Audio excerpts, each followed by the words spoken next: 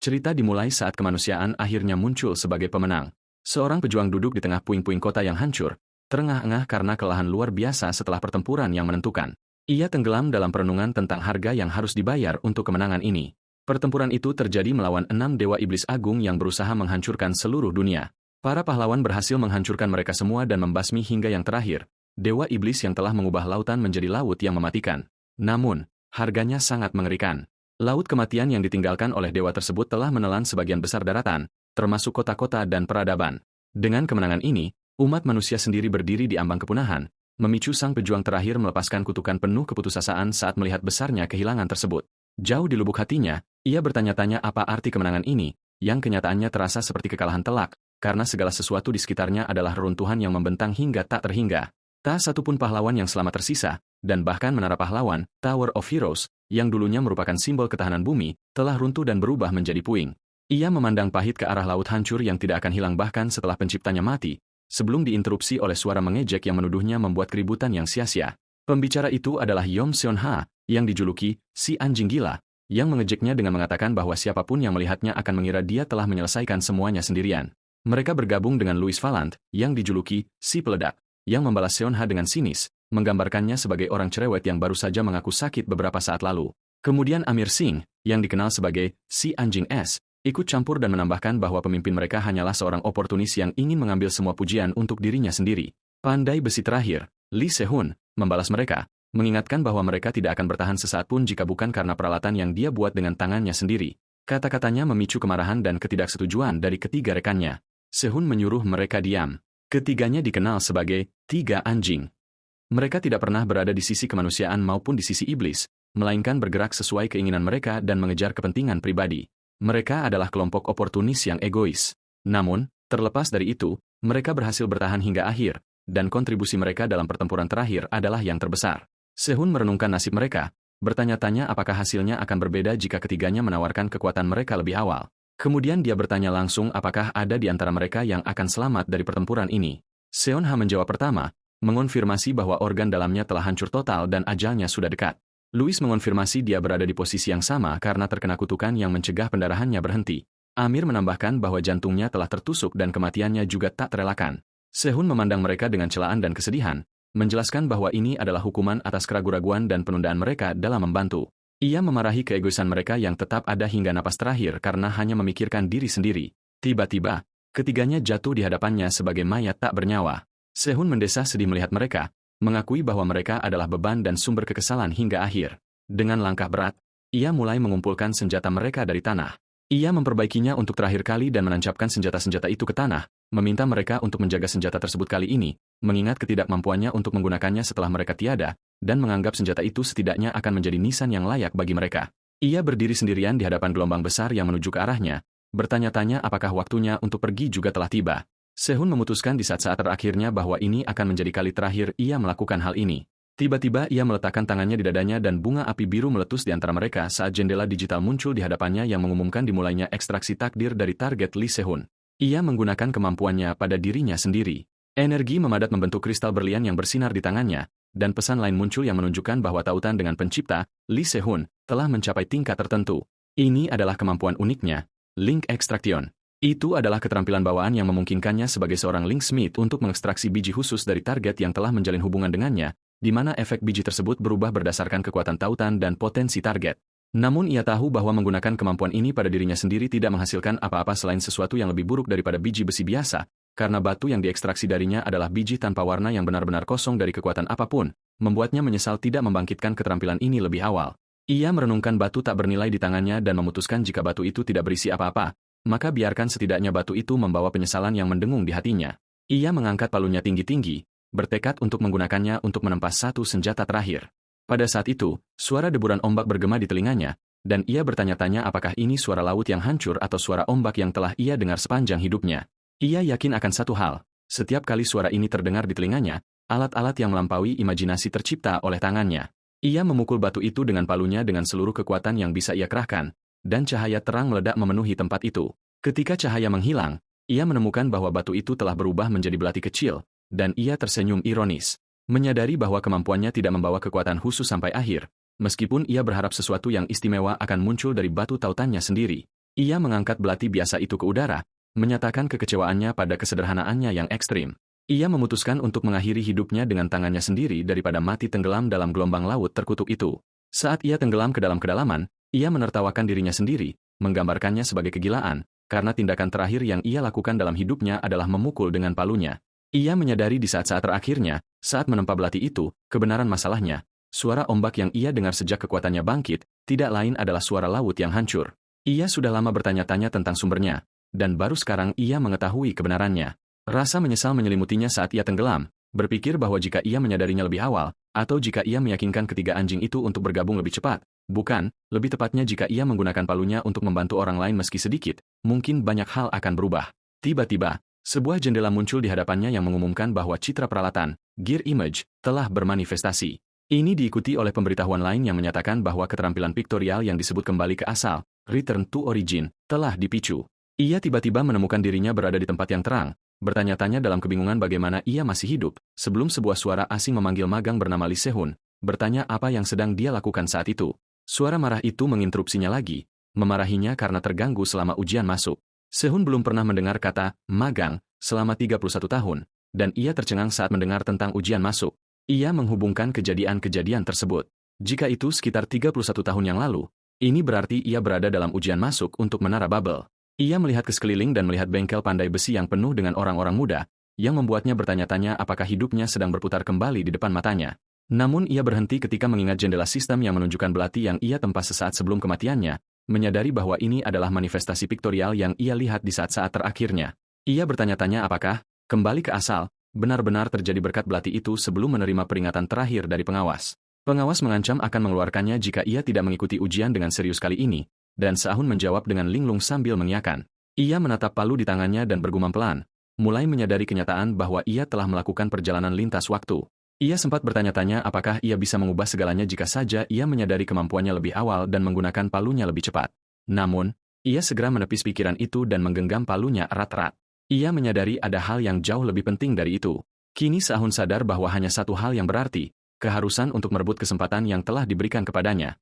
Oleh karena itu, ia bertekad untuk melindungi segalanya kali ini. Sambil bersumpah pada diri sendiri, ia memutuskan bahwa dalam kehidupan ini ia akan memasuki menara Babel, apapun risikonya. Bertemu dengan 3 anjing akan menjadi titik awal untuk mencapai tujuannya. Ia mengambil palunya dan mulai bekerja dengan keseriusan yang menarik perhatian pengawas yang memperhatikannya. Pengawas itu bertanya-tanya dalam hati tentang identitas magang yang menarik ini.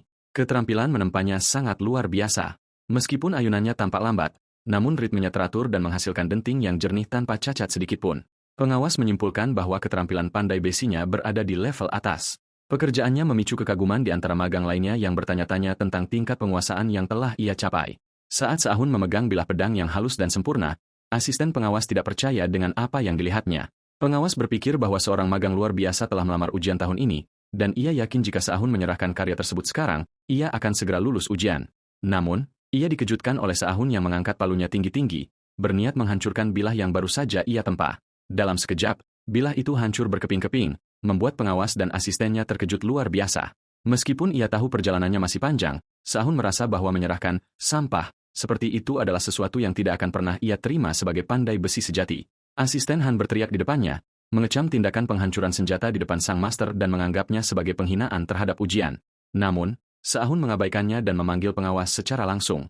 Ia menyatakan keinginannya untuk menempa ulang tugasnya dari nol. Asisten Han mencoba menyela dengan marah, tetapi pengawas memotongnya dengan tenang. Ia memerintahkan asisten Han untuk membawakan bahan sisa untuk Se-hun, yang memicu keterkejutan sang asisten. Dengan tatapan tajam, pengawas bertanya apakah ada aturan yang melarang hal itu atau apakah ia sendiri yang harus mengambilnya. Asisten itu menjadi gugup dan menjawab tidak ada. Asisten Han bergegas mengambil bahan-bahan tersebut sementara pengawas mengalihkan pembicaraan kepada pemuda itu. Pengawas mengingatkannya bahwa waktu ujian yang tersisa hanya 40 menit, dan Se-hun mengaku mengetahuinya. Kemudian pengawas bertanya apakah ia masih percaya bahwa menghancurkan karyanya adalah keputusan yang tepat.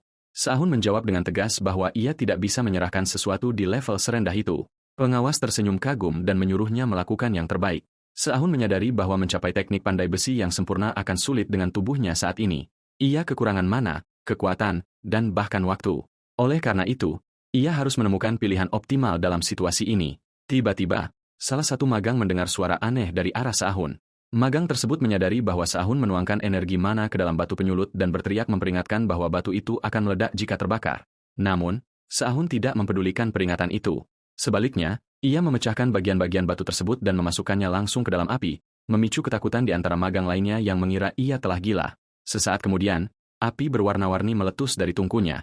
Kekacauan terjadi, dan para magang mulai berteriak meminta alat pemadam api. Asisten Han bergegas menuju pengawas, berteriak tentang perlunya memadamkan api, tetapi pengawas menghentikannya dengan tenang.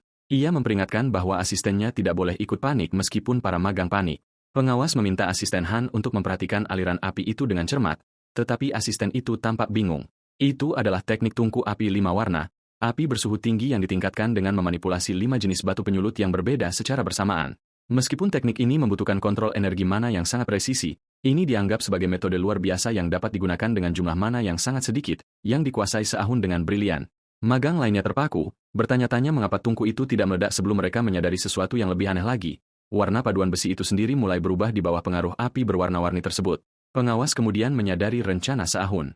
Ia telah menyinkronkan batu-batu penyulut untuk meningkatkan panas dan mengubah sifat paduan besi itu sendiri. Pengawas menyimpulkan bahwa metode ini akan secara signifikan mengurangi waktu penempaan, tetapi ia tetap skeptis. Dengan waktu yang tersisa hanya 30 menit, waktu masih sangat sempit. Meskipun penempaan sebelumnya luar biasa, pengawas percaya ia tidak akan bisa menyelesaikan pekerjaannya tepat waktu jika hanya ini yang ia miliki. Namun Se-ahun melanjutkan pekerjaannya dengan fokus mutlak. Tidak terganggu oleh keraguan orang lain, ia menempa logam yang membara dengan kecemerlangan dan ketepatan, membentuk bilah pedang di tengah api berwarna. Tiba-tiba, lapisan pelindung dari lengannya menghilang setelah energi mananya habis. Ia merasa kecewa dengan tubuhnya yang lemah, dan bertekad untuk memulai pelatihannya segera setelah tes ini berakhir. Meskipun demikian, ia tidak membiarkan dirinya menyia-nyiakan 1 detik pun. Ia terus menempa dengan seluruh kekuatannya, mendorong tubuhnya hingga batas maksimal untuk menyelesaikan tugasnya. Waktu berlalu cepat, 10 menit, lalu 3 menit, hingga tersisa 1 menit. Se-ahun selesai memoles bilah pedang pada detik-detik terakhir saat waktu ujian diumumkan telah habis. Ia terengah-engah karena kelelahan sebelum sebuah jendela sistem muncul di hadapannya, mengumumkan penyelesaian pedang api 5 warna, dan bahwa ia telah memperoleh keterampilan Flame Artisan. Hasil evaluasi menunjukkan bahwa peringkat pedang tersebut adalah kualitas tinggi, high quality, sebuah pedang yang diresapi dengan 5 jenis api yang berinteraksi dengan mana untuk menunjukkan warna yang berbeda, dan sifat bilahnya berubah sesuai dengan jenis mana yang digunakan. Magang lainnya tidak percaya dengan apa yang mereka dengar, dan salah satu dari mereka mengulangi dengan syok bahwa peringkat senjatanya adalah kualitas tinggi. Se-ahun dengan tenang meminta asisten Han untuk memeriksa jendela informasi guna memverifikasi detailnya, yang menambah keterkejutan sang asisten, sementara pengawas tersenyum menyadari bahwa apa yang dilihatnya adalah karya legendaris dalam segala standar. Asisten Han berteriak keras mengumumkan keberhasilannya, sehingga pengawas menegurnya karena suaranya yang keras, membuat asisten itu meminta maaf dengan malu. Kemudian di kantor Profesor Kim dan Chal, pengawas bertemu dengan Se-ahun. Pengawas bertanya kepadanya apakah pedang ini layak diserahkan kali ini. Se-ahun menjawab dengan ragu-ragu bahwa itu cukup untuk saat ini, dan pengawas menyadari bahwa ia masih belum sepenuhnya puas dengan karyanya. Pengawas memutuskan untuk berbicara terus terang kepadanya, mengatakan bahwa tempat ini tidak akan cukup untuk bakatnya dan menyarankannya untuk menarik aplikasinya. Ia menjelaskan bahwa Menara Babel memang memiliki reputasi besar, tetapi Departemen Peleburan, Smelting, secara khusus tidak mencapai hasil yang menonjol untuk waktu yang lama. Ini adalah fakta yang sudah diketahui Se-ahun. Ia tahu dari masa depan bahwa Departemen Peleburan di Babel akan tutup dalam 8 tahun karena penurunan standarnya, dan bahwa lembaga terbaik untuk belajar pandai besi di masa depan adalah Akademi Vulcan. Se-ahun menyela pikiran pengawas yang hendak menyebutkan Vulcan, dan mengatakan kepadanya bahwa dia salah. Kemudian ia mengumumkan dengan keyakinan mutlak bahwa tempat terbaik bukanlah Vulcan, melainkan Babel, karena ia sendiri akan bergabung ke sana. Se-ahun menegaskan kepada profesor bahwa sang profesor telah keliru. Ia mengulangi dengan percaya diri bahwa tempat terbaik untuk ilmu menempa, blacksmithing, bukanlah Vulcan, melainkan Babel, karena itulah tempat yang akan ia tuju. Profesor menatapnya dengan heran, lalu menambahkan bahwa jika memang begitu, Se-ahun harus menjamin posisi pertama di departemennya terlebih dahulu dan bertanya apakah ia yakin bisa mencapainya. Se-ahun menjawab dengan tegas, tentu saja, membenarkan keyakinannya dengan mengatakan bahwa tidak ada siswa lain yang lebih baik darinya. Profesor bertanya apakah ia menyadari proses pemilihan siswa baru terbaik di departemen di Akademi Babel. Se-ahun menjawab bahwa ia tahu 2 siswa terbaik di setiap spesialisasi akan mengikuti ujian tambahan untuk menentukan 1 kandidat, dan dari para kualifikasi tersebut, siswa baru terbaik di seluruh departemen akan dipilih. Akademi Babel secara umum terbagi menjadi 3 departemen utama, Departemen Tempur, Departemen Pendukung, dan Departemen Teknis. Masing-masing departemen ini mencakup puluhan spesialisasi yang saling terkait seperti akar. Adapun gelar siswa baru terbaik diberikan kepada individu yang menerima evaluasi sangat unggul di semua spesialisasi yang tak terhitung jumlahnya itu dan dianggap sebagai bakat mutlak yang diakui oleh seluruh akademi. Pihak profesor kemudian memutuskan untuk memberitahunya sesuatu untuk terakhir kalinya.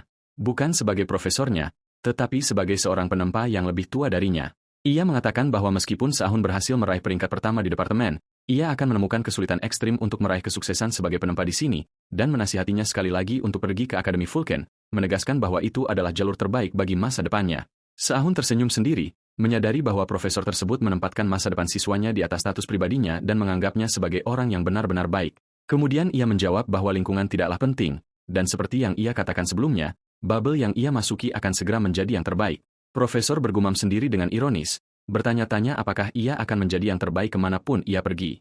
Itu adalah pernyataan yang melampaui sekadar kesombongan hingga mencapai keangkuhan murni. Profesor mengulurkan tangannya untuk berjabat tangan, menyatakan bahwa ia menantikan kerja sama dengannya.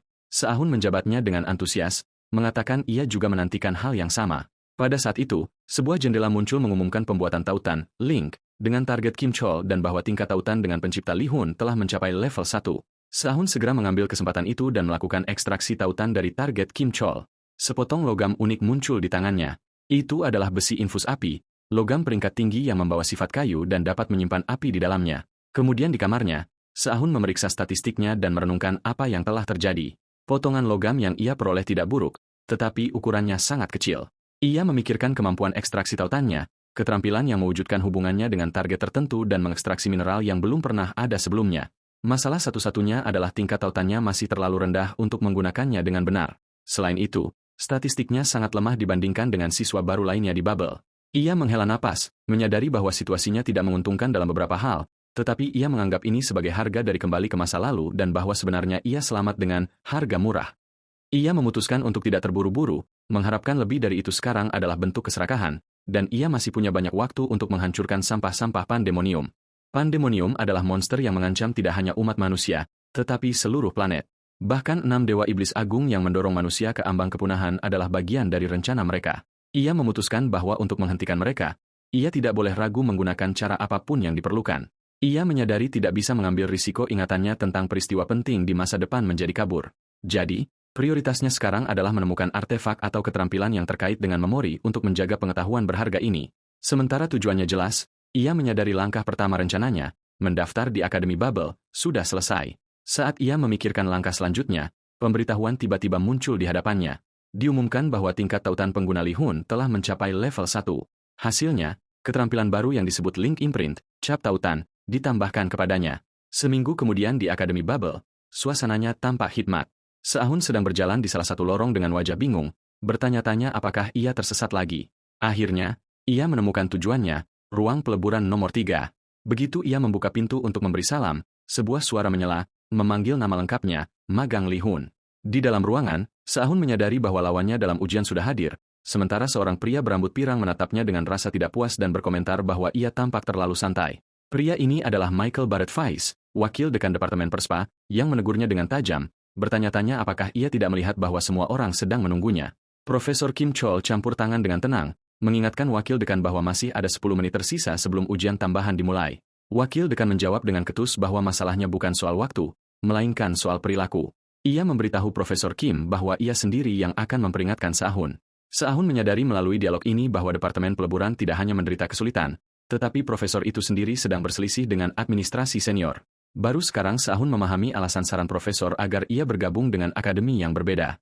Ia mulai menyapa orang tersebut, tetapi kata-katanya tiba-tiba terhenti ketika orang itu menoleh, memicu kebingungan Sahun karena ia merasa pernah melihatnya sebelumnya. Pintu terbuka untuk seorang wanita yang tampak percaya diri masuk, bertanya apakah semua orang sudah berkumpul. Michael Barrett Weiss menyambut pendatang baru itu, menyapanya sebagai dekan dan menyatakan bahwa ia baru saja bertanya-tanya kapan wanita itu akan tiba. Namun, keterkejutan Sahun lebih besar saat ia mengenali identitas wanita tersebut. Dia adalah Ryu Unha, dekan Departemen Perspa di Akademi Bubble, yang meminta maaf karena terlambat. Ketakutan menyergap Sahun, yang tidak bisa memproses apa yang ia lihat, bertanya-tanya dengan syok mengapa dia ada di sini. Ia pernah mendengar wanita itu bekerja di Bubble untuk sementara waktu, tetapi ia tidak pernah menyangka dia akan menjadi dekan. Ryu Unha adalah pahlawan peringkat S yang dikenal sebagai pemakan senjata, pahlawan yang memiliki keterampilan unik yang memungkinkannya memperkuat kekuatannya dengan mengonsumsi senjata. Di kehidupan sebelumnya, Dia adalah pelanggan tetap yang telah berurusan dengannya untuk waktu yang lama. Namun, ingatannya yang paling jelas tentang wanita itu adalah dari adegan tragis di bawah hujan, di mana dia sekarat sambil mengakui penyesalannya karena telah mengonsumsi senjatanya. Ingatan menyakitkan itu masih terpatri kuat di benaknya. Suara Profesor Kim membawanya kembali ke kenyataan saat ia memanggil namanya, dan ia menjawab dengan bingung. Ah, ya. Profesor Kim mengumumkan bahwa ia akan mulai menjelaskan rincian ujian, meminta mereka untuk memperhatikan, serta mengklarifikasi bahwa total durasi ujian adalah 90 menit. Selama waktu ini, para pesaing harus menciptakan senjata yang dapat digunakan berdampingan dengan pedang yang menjadi subjek ujian sebelumnya. Namun, Profesor menambahkan syarat penting, mereka harus menempa peralatan tersebut hanya dengan menggunakan peleburan kimia. Ia mengilustrasikan poinnya dengan menyalakan bola api di tangannya. Adapun materialnya, ia menunjuk ketumpukan berbagai biji dan memberitahu mereka bahwa mereka memiliki kebebasan total untuk menggunakan salah satunya. Profesor menjelaskan kepada para pesaing bahwa senjata yang mereka buat akan menjadi subjek evaluasi oleh Dekan Ryu Unha dan Wakil Dekan Barret. Jadi, ia mendesak mereka untuk mengerahkan upaya guna memberikan hasil yang tidak akan membuat mereka malu. Profesor mengumumkan dimulainya ujian dengan gerakan tangan yang tegas, memberi aba-aba bagi Seahun dan pesaingnya untuk bersiap.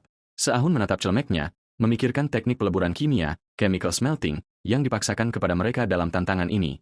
Ia meninjau kembali dasar-dasar teknik tersebut dalam pikirannya, mengingatkan diri sendiri bahwa teknik ini bergantung pada penggunaan mana murni saja untuk menciptakan resonansi dengan mana elemen, dengan tujuan mencegah mana tersebut mengamuk dan kehilangan kendali. Pesaingnya menyela lamunannya dengan nada mengejek, bertanya secara sarkas apakah menatap bahan-bahan saja bisa meningkatkan energi mana, yang membuat Seahun menoleh terkejut. Seahun bertanya apakah pemuda itu sedang berbicara padanya. Pemuda itu balik bertanya dengan sinis apakah ada orang lain di tempat itu. Profesor mengintervensi dengan tegas dan memanggil nama pemuda itu, Hans Barmut, memperingatkannya untuk menahan diri dari komentar yang tidak terkait dengan ujian. Hans membungkuk sedikit, menunjukkan persetujuan yang licik, sementara Seahun bertanya-tanya dalam hati tentang identitas Hans Barmut. Seahun dengan cepat menghubungkan nama wakil dekan Michael Barmit dengan nama pesaingnya, lalu menyadari dengan kaget bahwa pemuda sombong ini sebenarnya adalah putra sang wakil dekan, yang menjelaskan kemiripan mencolok di antara mereka. Hans menyadari tatapan Seahun dan tersenyum angkuh, menandakan bahwa Seahun tampaknya baru menyadari hal tersebut, sementara Seahun merasa situasi ini menjadi semakin konyol saat ia memikirkannya. Hans mengonfirmasi dengan angkuh fakta bahwa ia adalah putra wakil dekan, menunjukkan kebanggaannya atas garis keturunan ini. Hans mulai membuat perbandingan yang tidak adil di antara mereka, menggambarkan Seahun sebagai orang biasa dan menempati posisi terakhir di antara siswa baru dalam hal latar belakang keluarga dan energi mana. Sambil membanggakan dirinya yang berasal dari keluarga Barmit yang bergengsi dalam hal peleburan kimia dan kepemilikan mana yang setara dengan siswa tahun kedua terbaik, Hans mengambil kristal biru dengan penuh percaya diri, menyatakan bahwa hasil ujian ini sudah diputuskan untuk kemenangannya sejak awal. Dekan Ryu memperhatikan bahan yang dipilih Hans, menunjukkan bahwa itu adalah permata dengan kandungan mana yang tinggi dan diresapi dengan mana atribut air. Kim dan Chiel berkomentar, menjelaskan bahwa mana air sensitif terhadap api, yang membuat peleburannya sangat sulit. Barret tersenyum percaya diri, menganggap kesulitan-kesulitan itu adalah masa lalu dan metode peleburan kimia saat ini telah berevolusi dan berbeda dari sebelumnya. Kim dan Chiel menambahkan, mengonfirmasi bahwa meskipun peleburan kimia tidak dibatasi oleh ruang atau keadaan, waktu peleburan bervariasi secara signifikan sesuai dengan pengguna dan bijinya, dan dalam situasi seperti ini, waktu yang dibutuhkan adalah 30 menit. Wakil dekan menyombongkan kemampuan Hans untuk mengolah biji apapun hanya dalam waktu 30 menit. Hans mulai mengarahkan mana ke arah batu-batu biru hingga melayang di dalam lingkaran sihir yang bercahaya, memicu kekaguman atas kemampuannya menyelesaikan manufaktur resonansi dalam waktu rekor ini. Semua orang menyadari bahwa kemampuan untuk melakukan manufaktur resonansi dalam 30 menit adalah level yang tidak dapat ditandingi oleh siapapun, bahkan di antara siswa tahun kedua, apalagi seorang mahasiswa baru. Profesor Kim akhirnya memahami rencana busuk yang telah disusun. Waktu yang ketat untuk peleburan, kelimpahan bahan, dan pemaksaan metode peleburan kimia semuanya adalah jebakan yang telah disiapkan. Profesor melemparkan pandangan kemarahan pada wakil dekan, menyadari bahwa mereka telah memilih topik ujian yang sejak awal menguntungkan Hans, yang unggul dalam jenis peleburan ini, menggambarkan wakil dekan sebagai rubah yang licik. Sementara itu, Seahun memegang kristal transparan dan sekelompok batu merah, menarik perhatian dekan yang terkejut dengan pilihannya. Para juri menatap tajam ke arah bahan yang ia pilih, bertanya-tanya tentang alasannya menggunakan batu dengan atribut api yang kuat. Wakil dekan menyimpulkan bahwa Seahun memilih versi atribut api dari batu mana tinggi, menunjukkan bahwa ia tidak mengetahui batas kemampuannya sendiri, tetapi ia pasti memiliki harga diri yang tinggi. Hans mencuri pandang ke arah Seahun, bertanya-tanya secara sarkas apakah ia sengaja memilih biji yang bertentangan dengan biji miliknya. Hans menyebut pesaingnya itu bodoh dalam hatinya, yakin bahwa jumlah mana yang lemah yang dimiliki Seahun tidak akan pernah memungkinkannya untuk mengendalikan batu api yang ganas itu. Hans tersenyum licik, berekspektasi bahwa ia akan memenangkan tantangan ini lebih mudah daripada yang ia bayangkan. Namun tiba-tiba, Hans dikejutkan oleh keterampilan pesaingnya saat jendela sistem biru yang bercahaya muncul di sekitar Seahun, mengumumkan aktivasi keterampilan yang disebut Affinity Engraving, pengukiran afinitas. Sistem menunjukkan aktivasi pengukiran afinitas api, menjelaskan bahwa hal itu memungkinkan pengguna untuk memakai dan menggunakan batu afinitas pada tubuh mereka secara langsung di bagian tertentu seperti lengan. Seahun muncul dengan lengan kanannya yang bersinar dengan mana api yang padat sambil memegang batu itu dengan stabilitas yang percaya diri. Layar sistem menunjukkan pemasangan besi Huaham di lengan kanan Seahun sehingga tangannya segera menyala dengan api yang pekat. Api memadat di sekitar lengannya, memicu ketakutan pada pesaingnya, Hans, yang berdiri mematung di tempatnya.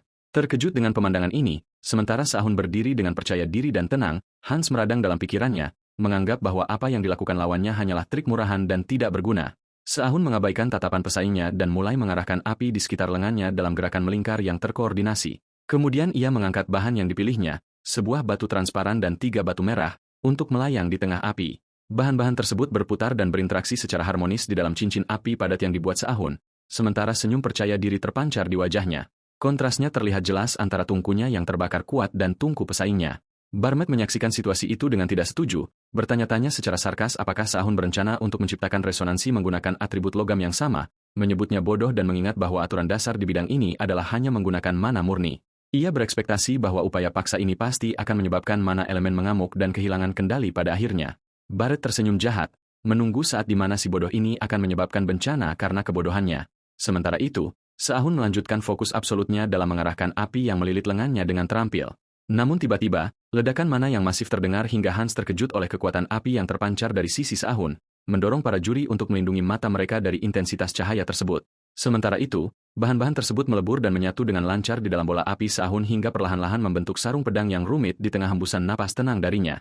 Pesan sistem muncul mengumumkan pelepasan besi Huaham dan keberhasilan penyelesaian manufaktur senjata saat Seahun memegang sarung pedang bernama Huakshu. Dekan Ryu Yunha dan Profesor Kim terpaku dengan keheranan total saat mereka menyaksikan hasil yang tidak terduga.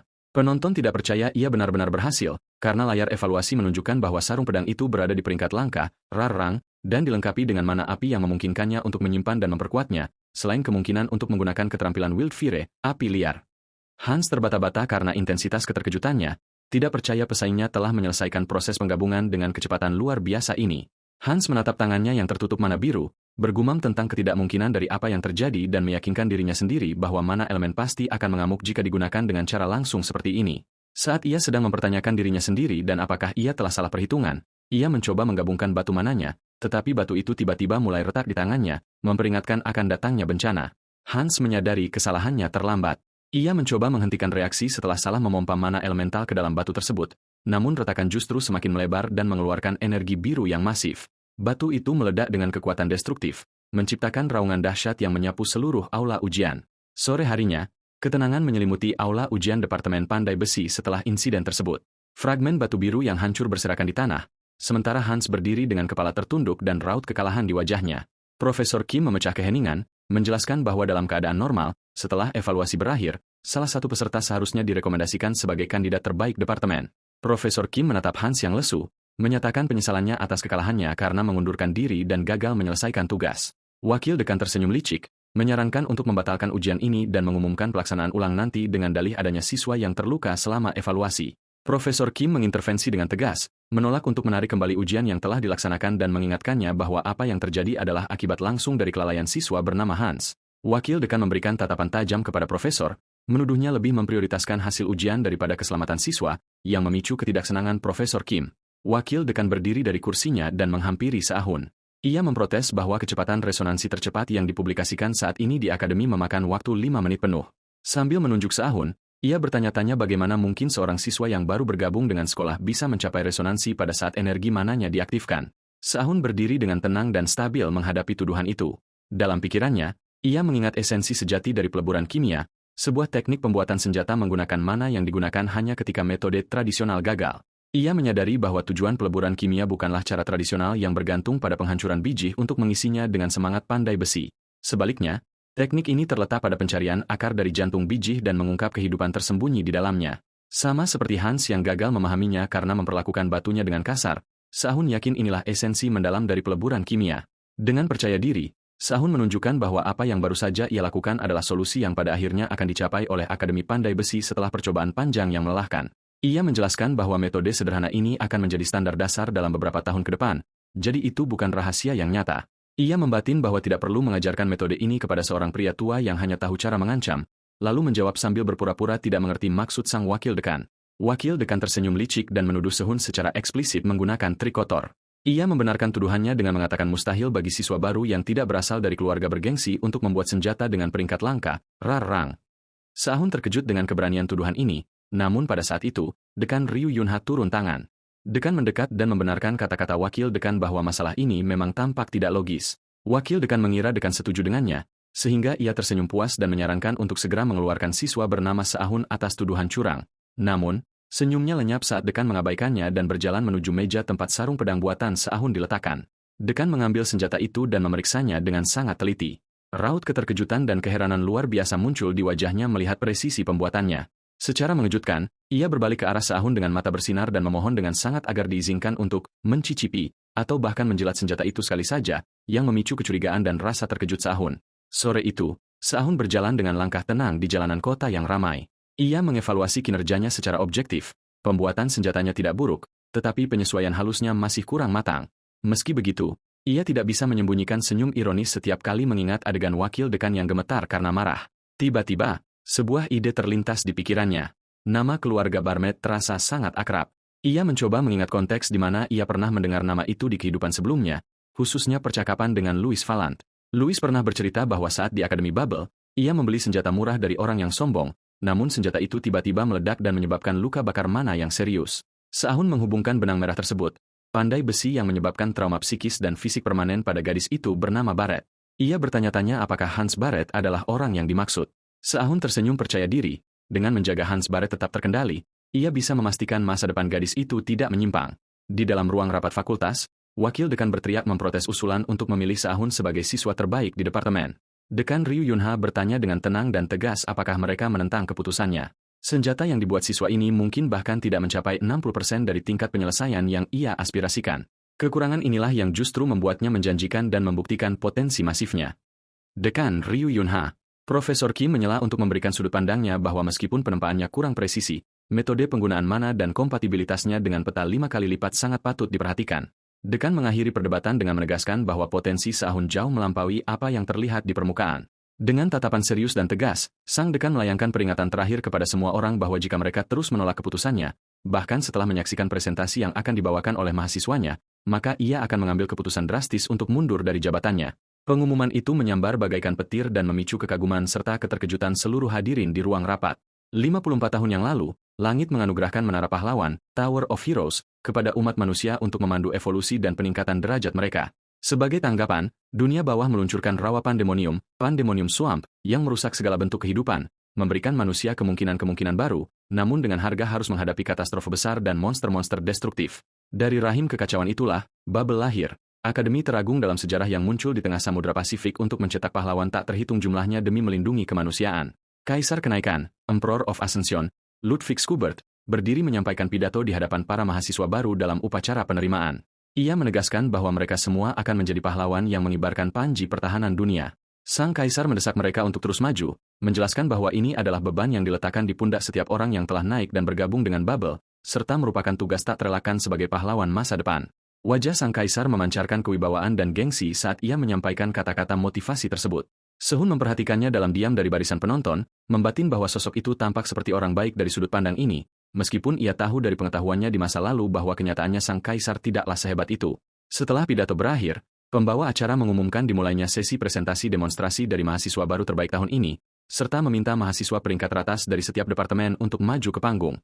Sehun dan kandidat lainnya mulai menuju arena berpasir. Sehun berjalan dengan langkah tenang, mengingat bagaimana di kehidupannya yang dulu ia tidak mengerti alasan dibalik sikap merendahkan dan sombong para mahasiswa top ini hanya karena prestasi akademis mereka. Namun sekarang, berkat keunggulannya sendiri yang berdiri di posisi ini, ia akhirnya menyadari perasaan yang diberikan oleh pencapaian tersebut. Pembawa acara kemudian mengumumkan dimulainya presentasi secara resmi. Dengan penuh semangat, ia mengungkapkan target yang akan digunakan dalam demonstrasi ini untuk menguji kemampuan mahasiswa. Targetnya adalah entitas robotik model ke-9 yang canggih yang dikenal sebagai Automaton, sebuah golem produksi pabrik marionette yang memiliki performa tempur tinggi, cukup untuk menghadapi pahlawan peringkat C dalam posisi seimbang. Sehun menganalisis robot itu dengan mata ahli, menyimpulkan bahwa itu adalah tipe tempur, dan karena tidak membawa senjata yang terlihat, robot itu pasti bergantung pada pertarungan fisik langsung. Presentasi dibuka oleh Departemen Tempur. Mahasiswa baru terbaik di Departemen Akalov, Jack Myers, dipanggil untuk maju dan memberikan presentasi tempur pertama. Jack berdiri di arena menghadapi robot tersebut, sementara Sehun mengingat bahwa Jack adalah putra ketiga dari keluarga Myers. Jack dikenal karena berlatih seni bela diri tangan kosong dengan cara yang aneh meskipun berasal dari keluarga bergengsi yang kuno dalam seni pedang. Hal ini mengonfirmasi kebenaran rumor yang pernah Sehun dengar di masa lalu. Jack mengambil posisi tempur sebagai persiapan, sementara mata robot itu menyala merah. Pembawa acara mengumumkan dimulainya duel yang ditunggu-tunggu. Dengan suara lantang, sinyal mulai dilepaskan, membakar semangat penonton di tribun. Robot itu melesat dengan kecepatan kilat ke arah Jack, melancarkan pukulan kuat, namun pemuda itu menghindarinya dengan fleksibilitas yang luar biasa. Pertukaran serangan, manuver cepat, dan aksi menghindar terus berlanjut sebelum akhirnya Jack mengumumkan dengan senyum percaya diri bahwa gilirannya untuk menyerang telah tiba. Jack menerjang maju dengan fokus tinggi, menyiapkan pukulan yang syarat dengan energi. Tinju Jack menghantam struktur kokoh robot itu dengan kekuatan masif, mendorongnya mundur dengan keras dan menciptakan gelombang kejut yang hebat di arena tempur. Puing-puing beterbangan akibat kekuatan serangan tersebut. Sementara Sehun menatap adegan itu dengan takjub. Ia ingat bahwa pemuda ini mati di usia pertengahan 20-an sebagai pahlawan peringkata, dan ia heran melihat kekuatan luar biasa yang ditunjukkannya di usia sedini ini. Jack melanjutkan serangannya dengan pukulan-pukulan penghancur lainnya, membuat Sehun menyadari bahwa bakat tempur tingkat tinggi seperti ini hanya muncul di Bubble sekali dalam satu dekade. Sehun bertanya-tanya dalam kebingungan tentang alasan misterius yang mencegah seseorang dengan kemampuan secemerlang ini untuk melampaui peringkata di kehidupan sebelumnya. Jack mendarat dengan ringan dan anggun, menandakan akhir dari pertarungan. Bagian-bagian dari robot yang hancur berserakan di tanah arena. Pertemuan itu berakhir dengan kemenangan cepat dan telak bagi sang mahasiswa. Jack menyeka keringat dari dahinya dengan senyum nyaman, menunjukkan rasa lega bahwa sudah lama ia tidak bisa meregangkan otot-ototnya dengan cara yang baik seperti ini. Pembawa acara tampak terpana. Ia memuji dengan hangat kehebatan Jack, menyoroti kemampuan supernaturalnya untuk menjatuhkan robot yang memiliki kekuatan setara pahlawan peringkat C hanya dalam beberapa saat. Di tengah sorak-sorai penonton, Jack melambaikan tangan, sementara pembawa acara menegaskan bahwa performa luar biasa inilah yang diharapkan dari mahasiswa terbaik Departemen Tempur, Akalov. Sehun menyadari bahwa Jack telah mencuri perhatian sepenuhnya. Ia menduga bahwa orang berikutnya yang naik ke panggung akan menghadapi tekanan psikologis yang besar untuk menyamai level brilian tersebut. Tak lama, pembawa acara memanggil mahasiswa terbaik berikutnya dari Departemen Pendukung, Support Department, yaitu sang magang, Erika Inua. Seorang gadis dengan rambut hitam panjang melewati Sehun, berjalan tenang menuju arena. Sehun menyadari bahwa gadis itu adalah mahasiswa top dari Departemen Pendukung ORE, dan menyimpulkan dalam hati bahwa tidak perlu khawatir dia akan merasa tertekan. Erika Inua adalah putri sulung dari keluarga Inua, salah satu dari 3 rumah bangsawan agung di Jepang. Sehun mengingat bahwa di kehidupan sebelumnya, Erika bukanlah seorang penakluk menara, melainkan pahlawan peringkat S yang menggunakan senjata kelas legendaris. Namun, Sehun juga tahu nasib tak terelakkan gadis itu, korupsi dan berubah menjadi iblis di masa depan, serta berakhir dengan eksekusi di tangan keluarganya sendiri. Karena alasan itu, Sehun yakin bahwa mendekatinya hanya akan membawa masalah. Namun pada saat itu, Erika menoleh dan memberikan tatapan sekilas kepada Sehun saat dia lewat. Tatapan itu membuat Sehun bingung, bertanya-tanya apakah dia benar-benar sengaja menatapnya. Diumumkan bahwa automaton yang ditentukan untuk demonstrasi Erika adalah model ke-9 yang dilengkapi dengan baju besi tambahan, memberikan kekuatan pertahanan 1,5 kali lipat dari model standar. Semua orang menonton dengan penuh semangat untuk melihat performa seperti apa yang akan diberikan oleh Erika Inua melawan lawan lapis baja yang masif itu. Dengan ketenangan total, Erika membuka pintu sangkar yang dibawanya, menampakkan seekor gagak hitam yang hinggap di dalamnya. Dengan tatapan di mana matanya bersinar biru, ia memerintahkan burungnya untuk meluncur. Gagak itu lepas landas, melesat ke langit arena dengan pekikan tajam sementara Seihon menyaksikan pemandangan itu, merasa takjub sekaligus heran apa gunanya menggunakan seekor burung biasa dalam pertarungan seperti ini. Sang automaton segera mengambil posisi bertahan yang kokoh, membuat Sehun menyimpulkan betapa sulitnya menembus zirah solid itu, terutama karena automaton tersebut memang dirancang khusus untuk pertahanan, sementara si gagak terus terbang tinggi di langit. Namun, dengan senyum percaya diri yang tersungging di bibir Erika, lingkaran sihir biru mulai terbentuk di sekitar gagak tersebut, yang kemudian bertransformasi menjadi wujud yang agung. Gagak itu meluncur dengan kecepatan penuh ke arah automaton untuk menembusnya dengan serangan yang menghancurkan, meninggalkan Sehun dalam keterkejutan saat melihat zirah solid sang automaton retak dan hancur di bawah beban serangan tersebut. Automaton itu berlutut di tanah, menandakan kekalahan total dan kehancurannya, sementara sang gagak kembali dengan tenang mendarat di jari Erika, yang berdiri di tengah arena berpasir dengan penuh kebanggaan. Tribun penonton bergemuruh dengan sorakan kekaguman dan keheranan, dan pembawa acara berteriak, terpana oleh kecemerlangan pertunjukan tersebut, memuji kemampuannya menembus pertahanan automaton yang setara dengan pahlawan peringkat C hanya dengan satu serangan. Di tengah sorak-sorai penonton yang terus meneriakkan nama Erika, Sehun merasakan dilema yang nyata, menyadari bahwa suasana antusias saat ini akan membuatnya rentan terhadap cemoohan penonton jika ia hanya memamerkan peralatannya sebagai pandai besi lalu meninggalkan panggung. Akhirnya, Gilirannya tiba saat pembawa acara mengumumkan pemanggilan mahasiswa baru terbaik dari Departemen Teknis Persaba, Magang Li Hune, yang melangkah menuju arena sambil memegang pedangnya. Pembawa acara mengulangi pengumuman dimulainya demonstrasi sementara Kaisar Kenaikan, Emperor of Ascension, memperhatikannya dari platform dengan penuh minat, bersiap untuk mengevaluasinya sebagai pengawas pertunjukan. Sang Kaisar berkomentar, memuji level luar biasa dari para siswa tahun ini dan menambahkan bahwa sudah lama sekali Departemen Pandai Besi tidak memberikan siswa unggulan, sambil mengungkapkan harapannya agar tekanan tersebut tidak terlalu besar bagi pemuda yang berdiri di depan mereka. Dekan Ryu Yunha menjawab dengan percaya diri, menegaskan bahwa dia akan baik-baik saja. Sementara penonton bertanya-tanya dengan antusias apakah siswa ini akan mampu melampaui pertunjukan luar biasa yang diberikan oleh para pendahulunya, Sahun berdiri di tengah arena dan perlahan menarik pedangnya dari sarungnya, memperlihatkan detail senjatanya, yang terdiri dari Vive Colored Fireblade berkualitas tinggi dan sarung pedang Elemental Affinity Infused peringkat langka, RAR. Beberapa siswa menyadari bahwa senjata itu berada di peringkat langka, saling bertukar pandang penuh kejutan. Menganggap seorang mahasiswa baru yang mampu membuat senjata dengan kelangkaan seperti itu adalah hal yang benar-benar gila. Meskipun begitu, yang lain melihat bahwa penampilan senjata tersebut tampak sangat biasa dan kurang memberikan dampak visual dibandingkan dengan pertunjukan menyilaukan dari departemen lain, yang membuat Wakil Dekan tersenyum licik, percaya bahwa langit sedang berpihak padanya. Wakil Dekan merasa yakin di dalam hatinya bahwa kegagalan siswa tersebut untuk memberikan kesan kuat akan menjamin perebutan posisi Dekan Departemen Persa olehnya, sementara Dekan saat ini memberinya tatapan tajam penuh kekesalan atas kelicikannya. Pembawa acara mulai mengumumkan penyediaan automaton model ke-10 yang memiliki kekuatan tempur setara dengan pahlawan peringkat D untuk tujuan demonstrasi ini, tetapi Sahun memotongnya dengan tegas, menolak usulan tersebut. Dengan nada percaya diri, Sahun meminta mereka untuk membawakan automaton model ke-8 yang lebih kuat, dengan syarat automaton tersebut juga dilengkapi dengan zirah tambahan untuk meningkatkan daya tahannya. Permintaan Sahun jatuh seperti sambaran petir bagi pembawa acara yang mulai berkeringat karena kebingungan yang luar biasa, bertanya-tanya dalam keterkejutan dan ketidakpercayaan atas apa yang baru saja diucapkan siswa ini. Pembawa acara berpikir dalam hati bahwa model ke-8 saja sudah mampu menahan serangan pahlawan peringkat B dan meminta tambahan zirah di atasnya adalah hal yang sangat berlebihan. Pembawa acara memprotes sulitnya menyiapkan automaton seperti itu dalam waktu singkat, secara eksplisit menuduh Sahun mencoba merusak demonstrasi dengan tuntutannya yang mustahil. Namun sebelum pembawa acara sempat menyelesaikan kata-katanya, sebuah suara memotongnya, mengonfirmasi pengiriman apa yang diminta. Saat Profesor Kim muncul, menyeret automaton model ke-8 yang berlapis baja ke dalam arena, meninggalkan pembawa acara dalam keadaan syok total atas kecepatan respon dan pemenuhan permintaan yang mustahil tersebut. Profesor Kim memberikan tatapan terakhir kepada muridnya, lalu mendoakan keberuntungannya di arena pertunjukan dengan kata-kata penyemangat, memintanya untuk melepaskan potensinya. Setelah itu, pembawa acara berbalik dalam kebingungan dan setelah ragu sejenak, mengumumkan dengan keras dimulainya pertunjukan secara resmi. Dari platform pengamatan, Kaisar Kenaikan berharap dalam hati agar Sahun memberikan pertunjukan yang layak untuk kesempatan ini. Sahun berdiri dengan percaya diri di medan perang, bertanya-tanya di dalam hatinya apakah dia harus memenuhi ekspektasi yang diletakkan padanya. Sahun perlahan menarik pedangnya, dan cahaya 5 warna muncul dari bilahnya, memicu kekaguman beberapa siswa yang mengenali kekuatan senjata tersebut. Namun Hans berkomentar dengan dingin dan meremehkan, menganggap apa yang dilihatnya tidak lebih dari tampilan visual yang tidak berharga. Sementara itu, Sahun mengingat kembali properti dari pedang uniknya. 5 warna yang membentuk bilahnya membawa sifat yang saling bertentangan, dan setiap upaya untuk melepaskannya tanpa kontrol mana yang sangat besar akan menyebabkan ledakan hebat yang mungkin merenggut nyawa penggunanya.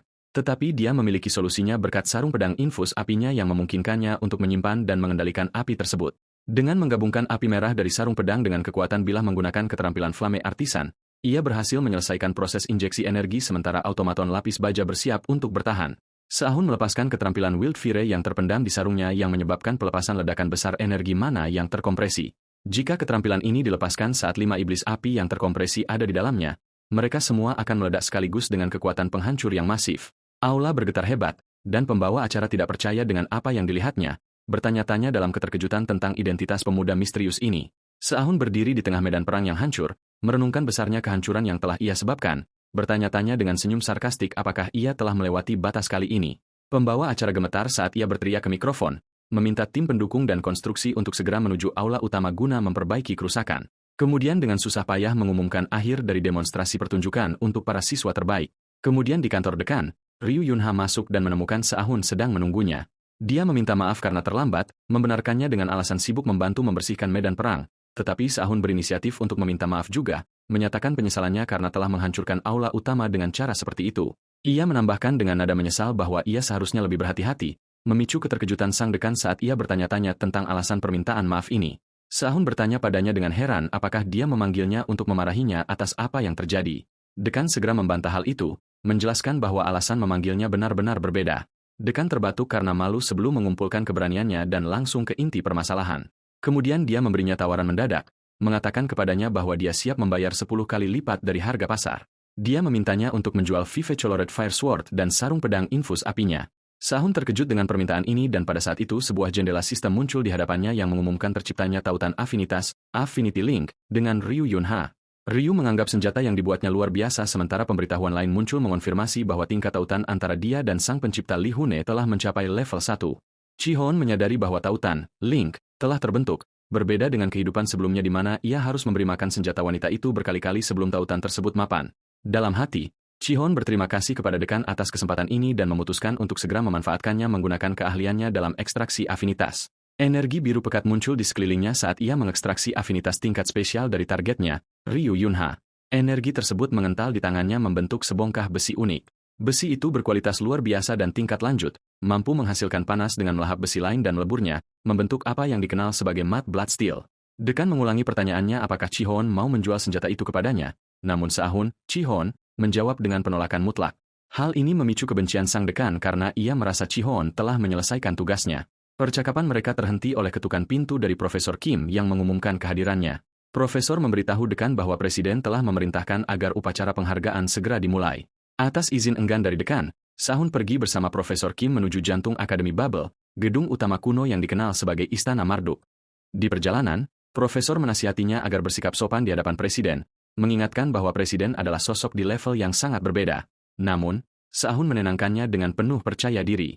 Saat pintu besar terbuka, suara berwibawa menyambutnya. Itu adalah Presiden Ludwig, yang dikenal Sahun dari kehidupan sebelumnya sebagai Kaisar Kenaikan, Emperor of Ascension, pahlawan yang tewas saat melawan Sea of Ruin, salah satu dari 6 Dewa Iblis Agung. Presiden berkomentar bahwa senjata yang dipamerkan Chi-Hon menarik, namun belum sempurna. Meski merasa sedikit terhina, Sahun tetap tenang. Sebagai hadiah atas bakatnya, Presiden memberikan 2 hadiah unik. Heavy Dark Ink, artefak peringkat hero dengan kualitas luar biasa, mampu menyerap energi magis dari apapun yang disentuhnya. Dreaming Ivory, gading hewan legendaris peringkat hero yang sangat langka, memiliki kekuatan ilusi untuk menyeberangi batas antara realitas dan mimpi. Sahun tersenyum percaya diri, menyadari potensi besar dari kedua benda tersebut. Setelah ia pergi, entitas misterius di samping Presiden bertanya mengapa ia memberikan hadiah sebesar itu. Presiden menjawab bahwa pemuda itu memiliki kedalaman jiwa yang tak terduga, seolah-olah ada jiwa tua yang mendiami tubuh muda. Di koridor akademi, seorang siswa bernama Hans bersikap sombong karena memiliki koneksi dengan siswa tahun ketiga yang hebat. Saat Sahun lewat, Hans mencoba mengintimidasi, namun Sahun membalas dengan tatapan dingin yang memancarkan teror hingga membuat Hans tunduk dalam ketakutan dan amarah. Di kelas, Profesor Kim memulai pelajaran pertama dengan Projection Ally, paduan proyeksi. Material ini sangat sensitif terhadap energi magis dan dapat berubah bentuk menjadi senjata yang dibayangkan dalam pikiran penggunanya, sebuah manifestasi simbolis atau avatar dari jati diri si pembuat. Satu persatu siswa menunjukkan kemampuannya. Hans memanifestasikan pedang emas berhias, namun Sahun memandangnya dengan dingin, menganggap mereka tidak memiliki bakat yang sesungguhnya. Tiba giliran Li Chi-Hon. Sebagai siswa terbaik di departemen tersebut, ia memutuskan untuk tidak menyembunyikan kekuatannya lagi. Ia memegang logam tersebut dan mengerahkan seluruh kemampuannya. Energi masif memancar dari logamnya, menyapu seluruh aula dan membuat semua orang terpaku. 1 minggu kemudian, kerumunan besar siswa berkumpul di gedung utama hanya untuk melihat satu karya yang menonjol di antara yang lain, karya milik Li Chi-Hon. Salah satu siswa mengejek ide bahwa seorang mahasiswa baru bisa berada di level yang berbeda, dan siswa lainnya setuju dengannya saat mereka melihat pedang sederhana yang dipajang. Namun, keterkejutan mereka sangat luar biasa saat membaca papan pengumuman yang menjelaskan apa yang sebenarnya terjadi. Paduan logam Chi-Hon telah menyerap 19 paduan logam lain di sekitarnya selama proses pembentukan, dan pihak administrasi memutuskan untuk memajang hasilnya apa adanya, menganggapnya sebagai bukti bakatnya yang brilian. Beberapa siswa mencoba meremehkan pencapaian ini, menganggapnya hanya kebetulan belaka atau hasil dari penggunaan beberapa paduan logam. Sementara itu, salah satu siswi berkomentar sinis bahwa karena sudah lama tidak ada siswa dari Departemen Peleburan yang unggul, hal itu membuat orang lain ingin percaya bahwa dia adalah seorang jenius. Namun, Erika Inawai tidak setuju dengan mereka. Begitu pula Jack Myers yang sependapat dengannya. Jack mengamati mahakarya di depannya itu lalu berkomentar bahwa jumlah paduan logam yang masif ini ternyata tidak cukup untuk sepenuhnya mengekspresikan realitas Li Hune dan kemampuannya. Di bengkel pandai besi, salah satu asisten pelatih memperhatikan Chi-Hon bekerja dengan presisi ekstrim hingga tidak ada kesalahan bahkan sekecil 1/100 detik pun dalam pukulannya.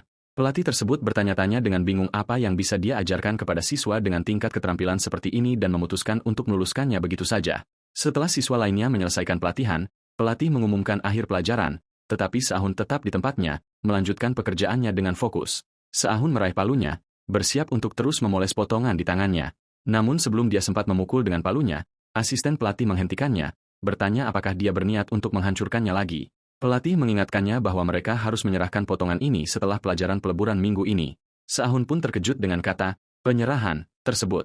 Pelatih menjelaskan kepadanya bahwa Bubble mendukung siswa secara materi setelah meninjau kinerja senjata yang mereka jual di luar sebagai cara untuk mengamankan anggaran kegiatan mereka.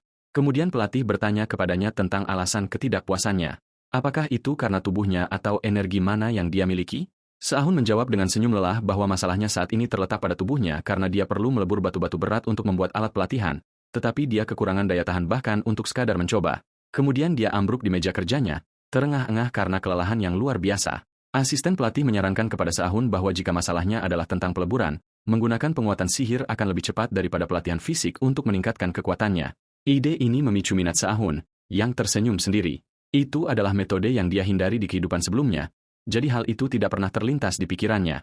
Namun karena tubuhnya saat ini kekurangan daya tahan, dia menyadari bahwa dengan menggunakan penguatan, dia akan mampu melebur batu-batu berat yang dia butuhkan. Chi-Hon berterima kasih kepada pelatih atas sarannya. Pelatih menganggap itu bukan apa-apa. Sebaliknya, Chi-Hon berinisiatif memberikan saran kepada pelatih saat dia bekerja, menjelaskan bahwa pelatih menggunakan jumlah mana yang berlebihan saat memukul dan dia harus menguranginya hingga 70% serta memusatkan pukulannya pada satu titik tunggal. Kemudian dia menambahkan bahwa hal ini akan lebih baik untuk saat ini, meninggalkan pelatih dalam keadaan syok, tidak percaya bahwa seorang mahasiswa baru berani menasihatinya. Di tempat lain, Akademi Bubble mendorong mahasiswanya dalam pembelajaran mandiri, di mana mereka dapat mengikuti kelas dari departemen lain dan bahkan mempelajari puluhan kelas dalam satu semester. Namun, ada dua syarat dasar. Pertama adalah keharusan mahasiswa menyelesaikan mata kuliah utamanya. Dan yang kedua adalah dia akan segera dikeluarkan jika mengakumulasi 3 nilai gagal. Kebebasan tersedia tetapi mahasiswa harus memikul tanggung jawab atas pilihan mereka. Kereta tiba di stasiun berikutnya yaitu Departemen Shamanisme. Setibanya di sana, dia melihat sekilas Erika Inawai berdiri bersama beberapa pemuda, tetapi salah satu dari mereka memotong jalannya dengan kasar dan memintanya untuk menyingkir. Seahun merasa geram dengan perilaku mereka, percaya bahwa merekalah yang seharusnya menyingkir. Namun sebelum situasi berkembang lebih jauh, Erika berbalik ke arah Seahun dan bertanya tentang tujuannya. Seahun menjawab bahwa dia akan pergi ke Departemen Shamanisme karena dia berpikir untuk mengambil spesialisasi minor, yang memicu keterkejutan pemuda yang menemaninya. Erika menawarkan diri untuk menjadi pemandunya dan salah satu pemuda mencoba mengingatkannya tentang sebuah pertemuan setelah itu, tetapi Erika menyuruhnya pergi tanpa dirinya. Meskipun pemuda itu bersikeras bahwa para tetua menginginkan kehadirannya, Erika menjawab dengan dingin bahwa dia tidak tertarik dan meninggalkan mereka dalam keadaan syok. Sambil berjalan, Erika bertanya kepadanya tentang jenis spesialisasi minor apa yang dia cari tepatnya. Seahun menjelaskan kepadanya bahwa dia ingin mempelajari penguatan yang memperkuat kemampuan fisik asalkan tidak mengganggu kontrol presisi yang dibutuhkan oleh peleburan. Erika menyarankan teknik penghalang, barrier, kepadanya. Chi-Hon pun bertanya-tanya apakah dia hanya berspesialisasi dalam pertahanan. Erika menjawab bahwa masalahnya tergantung pada bagaimana teknik itu digunakan. Untuk memperjelas idenya, dia memanggil lingkaran sihir di sekitar amplop yang dia bawa, lalu memintanya untuk mencoba merobeknya. Seahun memperhatikan bahwa kekuatan amplop itu tidak meningkat, melainkan ada hal yang berbeda dari itu. Amplop tersebut mempertahankan sifat aslinya, tetapi hanya mengeras ketika kekuatan besar diterapkan padanya. Chi-Hon menyimpulkan bahwa teknik ini sangat cocok untuk proses peleburan. Erika mengatakan kepadanya bahwa dia akan membutuhkan bantuan seorang profesor untuk mencapai tingkat aplikasi kompleks seperti ini. Kemudian dia menambahkan bahwa formula mantra itu tampak akrab baginya dan mengungkapkan bahwa profesor konstruksi penghalang menikah dengan salah satu kerabatnya dan menawarkan untuk memperkenalkannya. Namun tiba-tiba Seahun memahami sesuatu dan dengan gerakan cepat dia menghancurkan rantai sihir yang mengikat amplop tersebut. Erika tersentak kaget dan bertanya-tanya dalam hati bagaimana dia bisa memahami teknik penghalang keluarganya dalam waktu singkat dan menghancurkannya. Seahun tersenyum dan mengakui bahwa teknik penghalang memang layak untuk diminati dan berterima kasih atas sarannya. Kemudian dia mengatakan bahwa dia akan mendaftarkan kelas akademiknya dan menyarankan Erika untuk pergi makan bersama para pemuda yang mengikutinya. Pemuda itu berlari ke arah Erika untuk memeriksanya, tetapi Erika terdiam dan tenggelam dalam pikirannya. Dia menyadari bahwa dia telah memberikan undangan yang disegel dengan sihir itu sebagai ujian dan tidak pernah menyangka bahwa Seahun akan mampu merusak segelnya dengan begitu mudah. Di Departemen Sihir di Ore, Seahun berjalan bersama Erika. Kehadiran mereka bersama memicu rasa ingin tahu siswa lain yang mulai berbisik-bisik, bertanya-tanya tentang alasan kehadiran Erika bersama siswa lain karena beberapa orang menyebutkan mereka melihat mereka bersama sehari sebelumnya dan bahkan selama pameran. Seahun menyadari rumor yang mulai menyebar, tetapi dia mengejek ketertarikan orang yang berlebihan pada urusan orang lain. Dia tahu dalam hatinya bahwa jika Erika memiliki perasaan nyata padanya, ikatan di antara mereka pasti sudah terjalin. Sahun bertanya-tanya apakah mereka melakukan pemeriksaan pada siswa sebelum menerima mereka ke dalam kelas. Erika memberitahunya bahwa dia sudah mendaftar di kelas tersebut dan diminta hadir untuk mengikuti tes terlebih dahulu. Erika menjelaskan kepadanya bahwa hutan ini adalah arena tes yang ditentukan untuk membangun penghalang, yang memicu keterkejutannya. Sambil berjalan, dia melihat siswa lain mencari sesuatu dengan putus asa. Sahun berpikir dengan sinis apakah tes itu adalah permainan berburu harta karun. Dia terus berjalan bersama Erika menganggap seluruh masalah itu membuang-buang waktu. Tiba-tiba, Sahun berhenti setelah dia merasakan kehadiran penghalang tersembunyi dan dengan satu hentakan kakinya ke tanah, dia menghancurkan ilusi tersebut untuk mengungkap hutan yang sebenarnya dan dua asisten yang sedang menunggu mereka. Salah satu asisten merasa terkejut dan memberitahu pemuda itu bahwa ia telah lulus ujian, yang membuat Chihon merasa bingung. Di kantor Profesor Robert Perry, Profesor Konstruksi Penghalang, Barrier, di Departemen ORE, pembicaraan berkisar pada ketertarikan mendadak Erika terhadap siswa terbaik dari Departemen Persaba. Asistennya menjelaskan bahwa ia sempat bertanya-tanya mengapa Erika mendaftar di kursus pemula, namun masalahnya kini sudah jelas. Profesor tersebut mengungkapkan kekesalannya atas jumlah pelamar yang meningkat 2 kali lipat gara-gara Erika, meski ia sama sekali tidak merasa senang. Kemudian, ia mengungkapkan adanya permintaan khusus dari Tuan Muda Inu untuk menambahkan sebuah tes. Tes ini menggunakan labirin roh ilusi, sebuah penghalang dasar yang mendistorsi indera dan menyebabkan seseorang tersesat. Namun, orang yang buta akan sihir tidak akan menyadari keberadaannya sejak awal. Meskipun Erika tidak memberikan bantuan apapun, Sahun mampu menembus labirin tersebut hanya dengan mengandalkan instingnya, yang memicu kekaguman sang asisten. Setelah semua pelamar lulus tes pertama, asisten mengumumkan bahwa mereka semua akan mengikuti tes kedua yang akan menentukan pembagian kelas. Seorang siswa mengajukan diri untuk memulai lebih dulu. Ia melihat tes ini sebagai kesempatan untuk menarik perhatian Erika. Asisten menjelaskan bahwa tes kedua ini sederhana. Setiap siswa harus membongkar penghalang di depan mereka hanya dengan menggunakan mana sambil menjaga strukturnya tetap utuh. Penghalang tersebut berbentuk jaring laba-laba dengan seekor laba-laba yang terbuat dari mana di tengahnya. Karakteristik penghalang ini adalah laba-labanya akan terus melarikan diri setiap kali merasakan mana melalui jaring tersebut. Dan selama laba-laba itu tetap utuh, jaringnya akan beregenerasi tanpa henti. Siswa pertama menghadapi kesulitan luar biasa karena ia mencoba menggunakan metode tradisional dengan mengepung seluruh formula sihir. Namun, ia menyadari kekurangan mana yang cukup. Maka, ia beralih ke strategi alternatif dan memutuskan untuk menekan penghalang tersebut dengan kecepatan. Ia berhasil membongkar penghalang setelah 2 menit 23 detik, namun ia menyesal karena tidak lebih fokus memahami strukturnya. Asisten berkomentar bahwa penampilannya tidak buruk, sementara sejumlah siswa lainnya gagal dalam tes tersebut. Asisten mengumumkan bahwa semua yang gagal akan masuk ke kelas pemula, lalu memanggil Erika Inuai. Erika melangkah maju dengan tenang dan percaya diri. Dalam sekejap, ia membongkar penghalang sepenuhnya, memicu keterkejutan di antara hadirin yang tidak percaya akan kecepatan supernaturalnya. Semua orang menyadari apa artinya menjadi siswa terbaik di departemen tersebut. Erika menyelesaikan tesnya dengan catatan waktu 22 detik.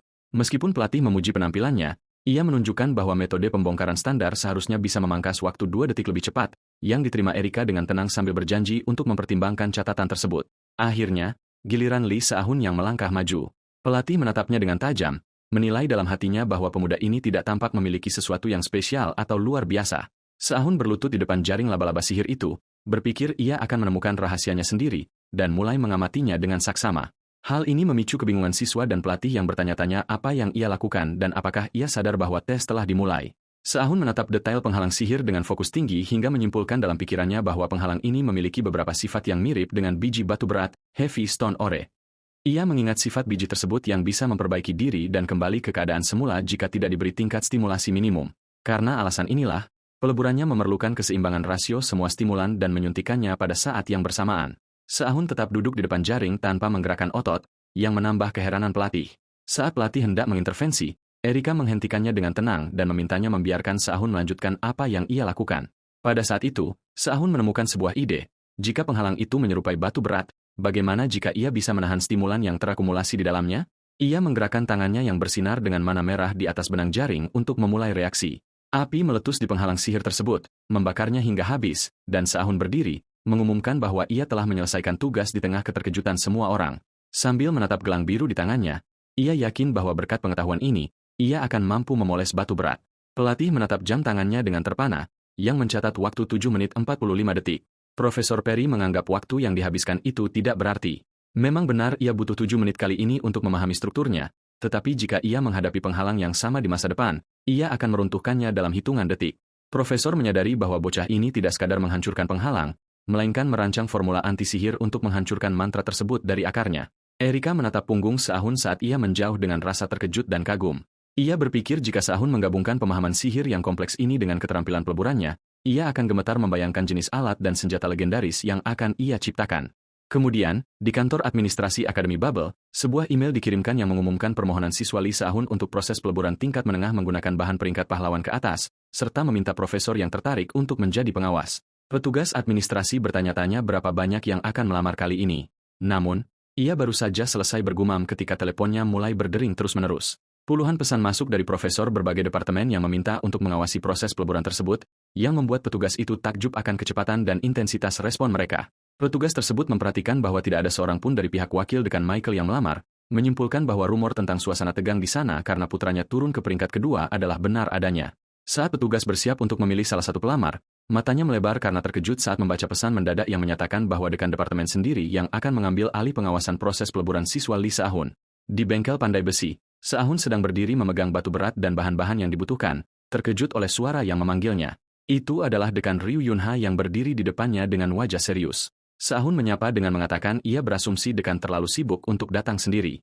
Dekan menjawab bahwa dalam kapasitasnya sebagai dekan departemen, ia datang untuk memeriksa keterampilannya secara pribadi.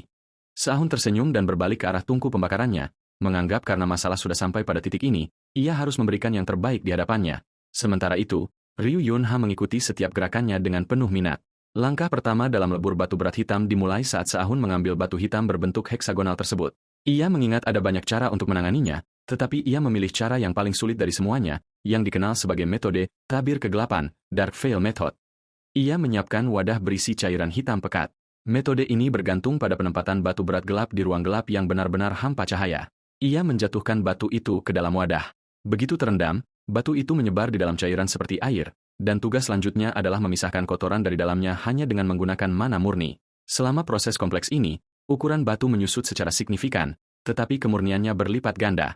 Ia menyadari bahwa secara teoritis hal itu tampak mudah, tetapi pada kenyataannya itu seperti merestrukturisasi material dari nol, yang membutuhkan fokus intens darinya. Se-ahun mengeluarkan batu itu setelah ukurannya menyusut hingga seperempat di bawah pengamatan tajam sang dekan. Dekan memperkirakan bahwa jika ia terus menyusutkannya lebih dari itu, performa senjata terakhirnya tidak akan memadai. Kemudian ia beralih ke langkah kedua, di mana ia mengumpulkan energinya dan memusatkannya di tangan. Ia meluncurkan api merah yang bersinar, lalu mulai mengalirkan mana melalui api tersebut untuk memilih percikan yang tepat bagi proses peleburan.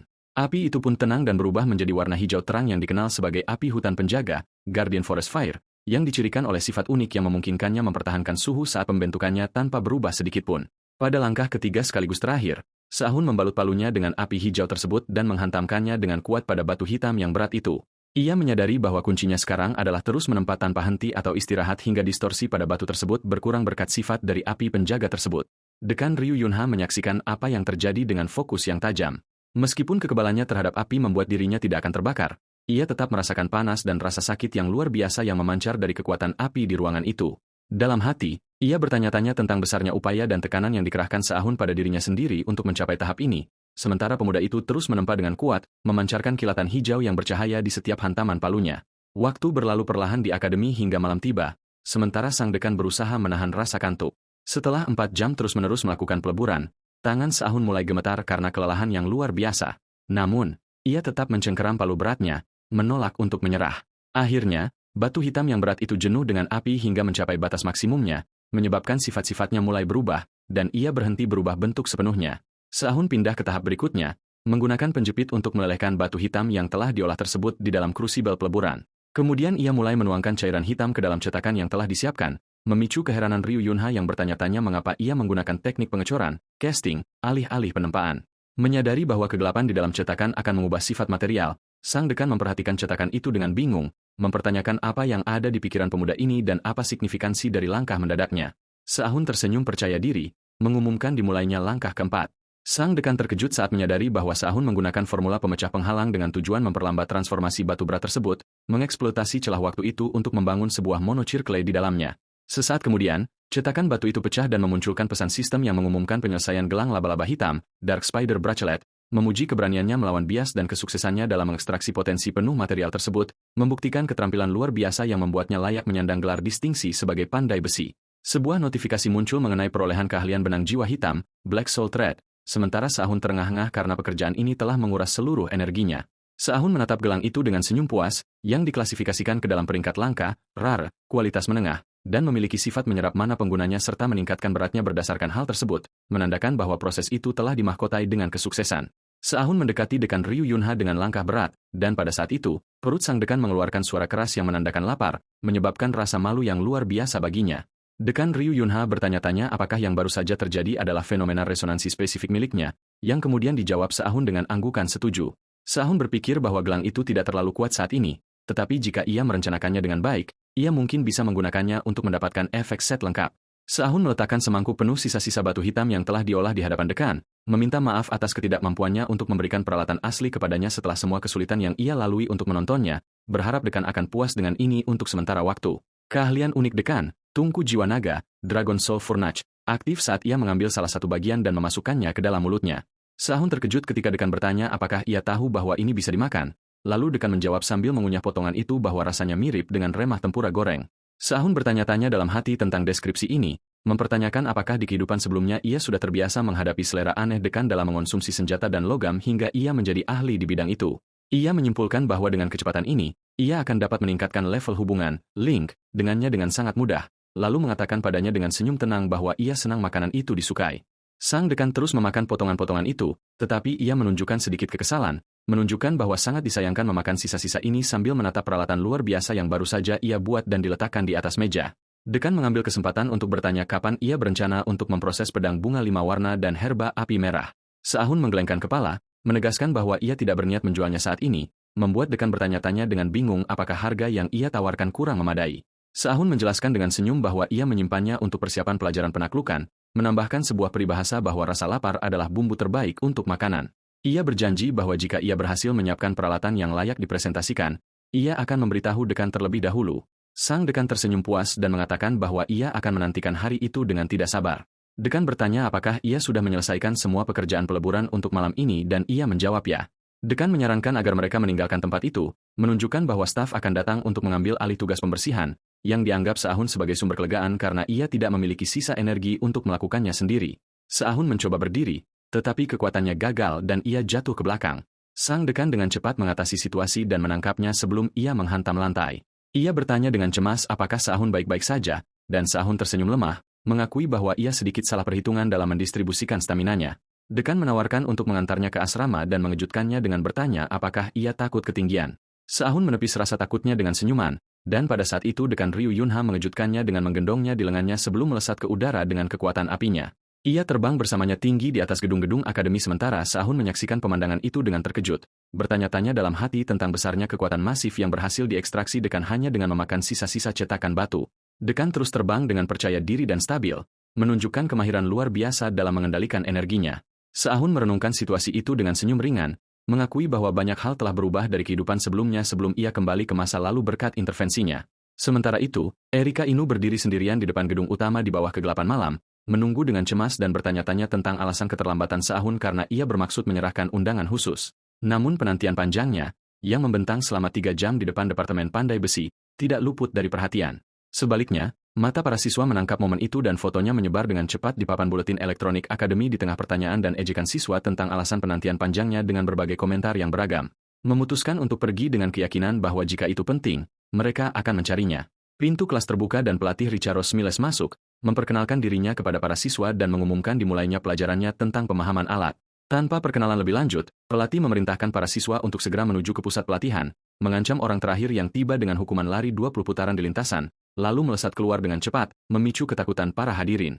Keadaan menjadi kacau dan para siswa berkerumun menuju pintu dalam upaya putus asa untuk menghindari hukuman keras yang diancamkan oleh instruktur.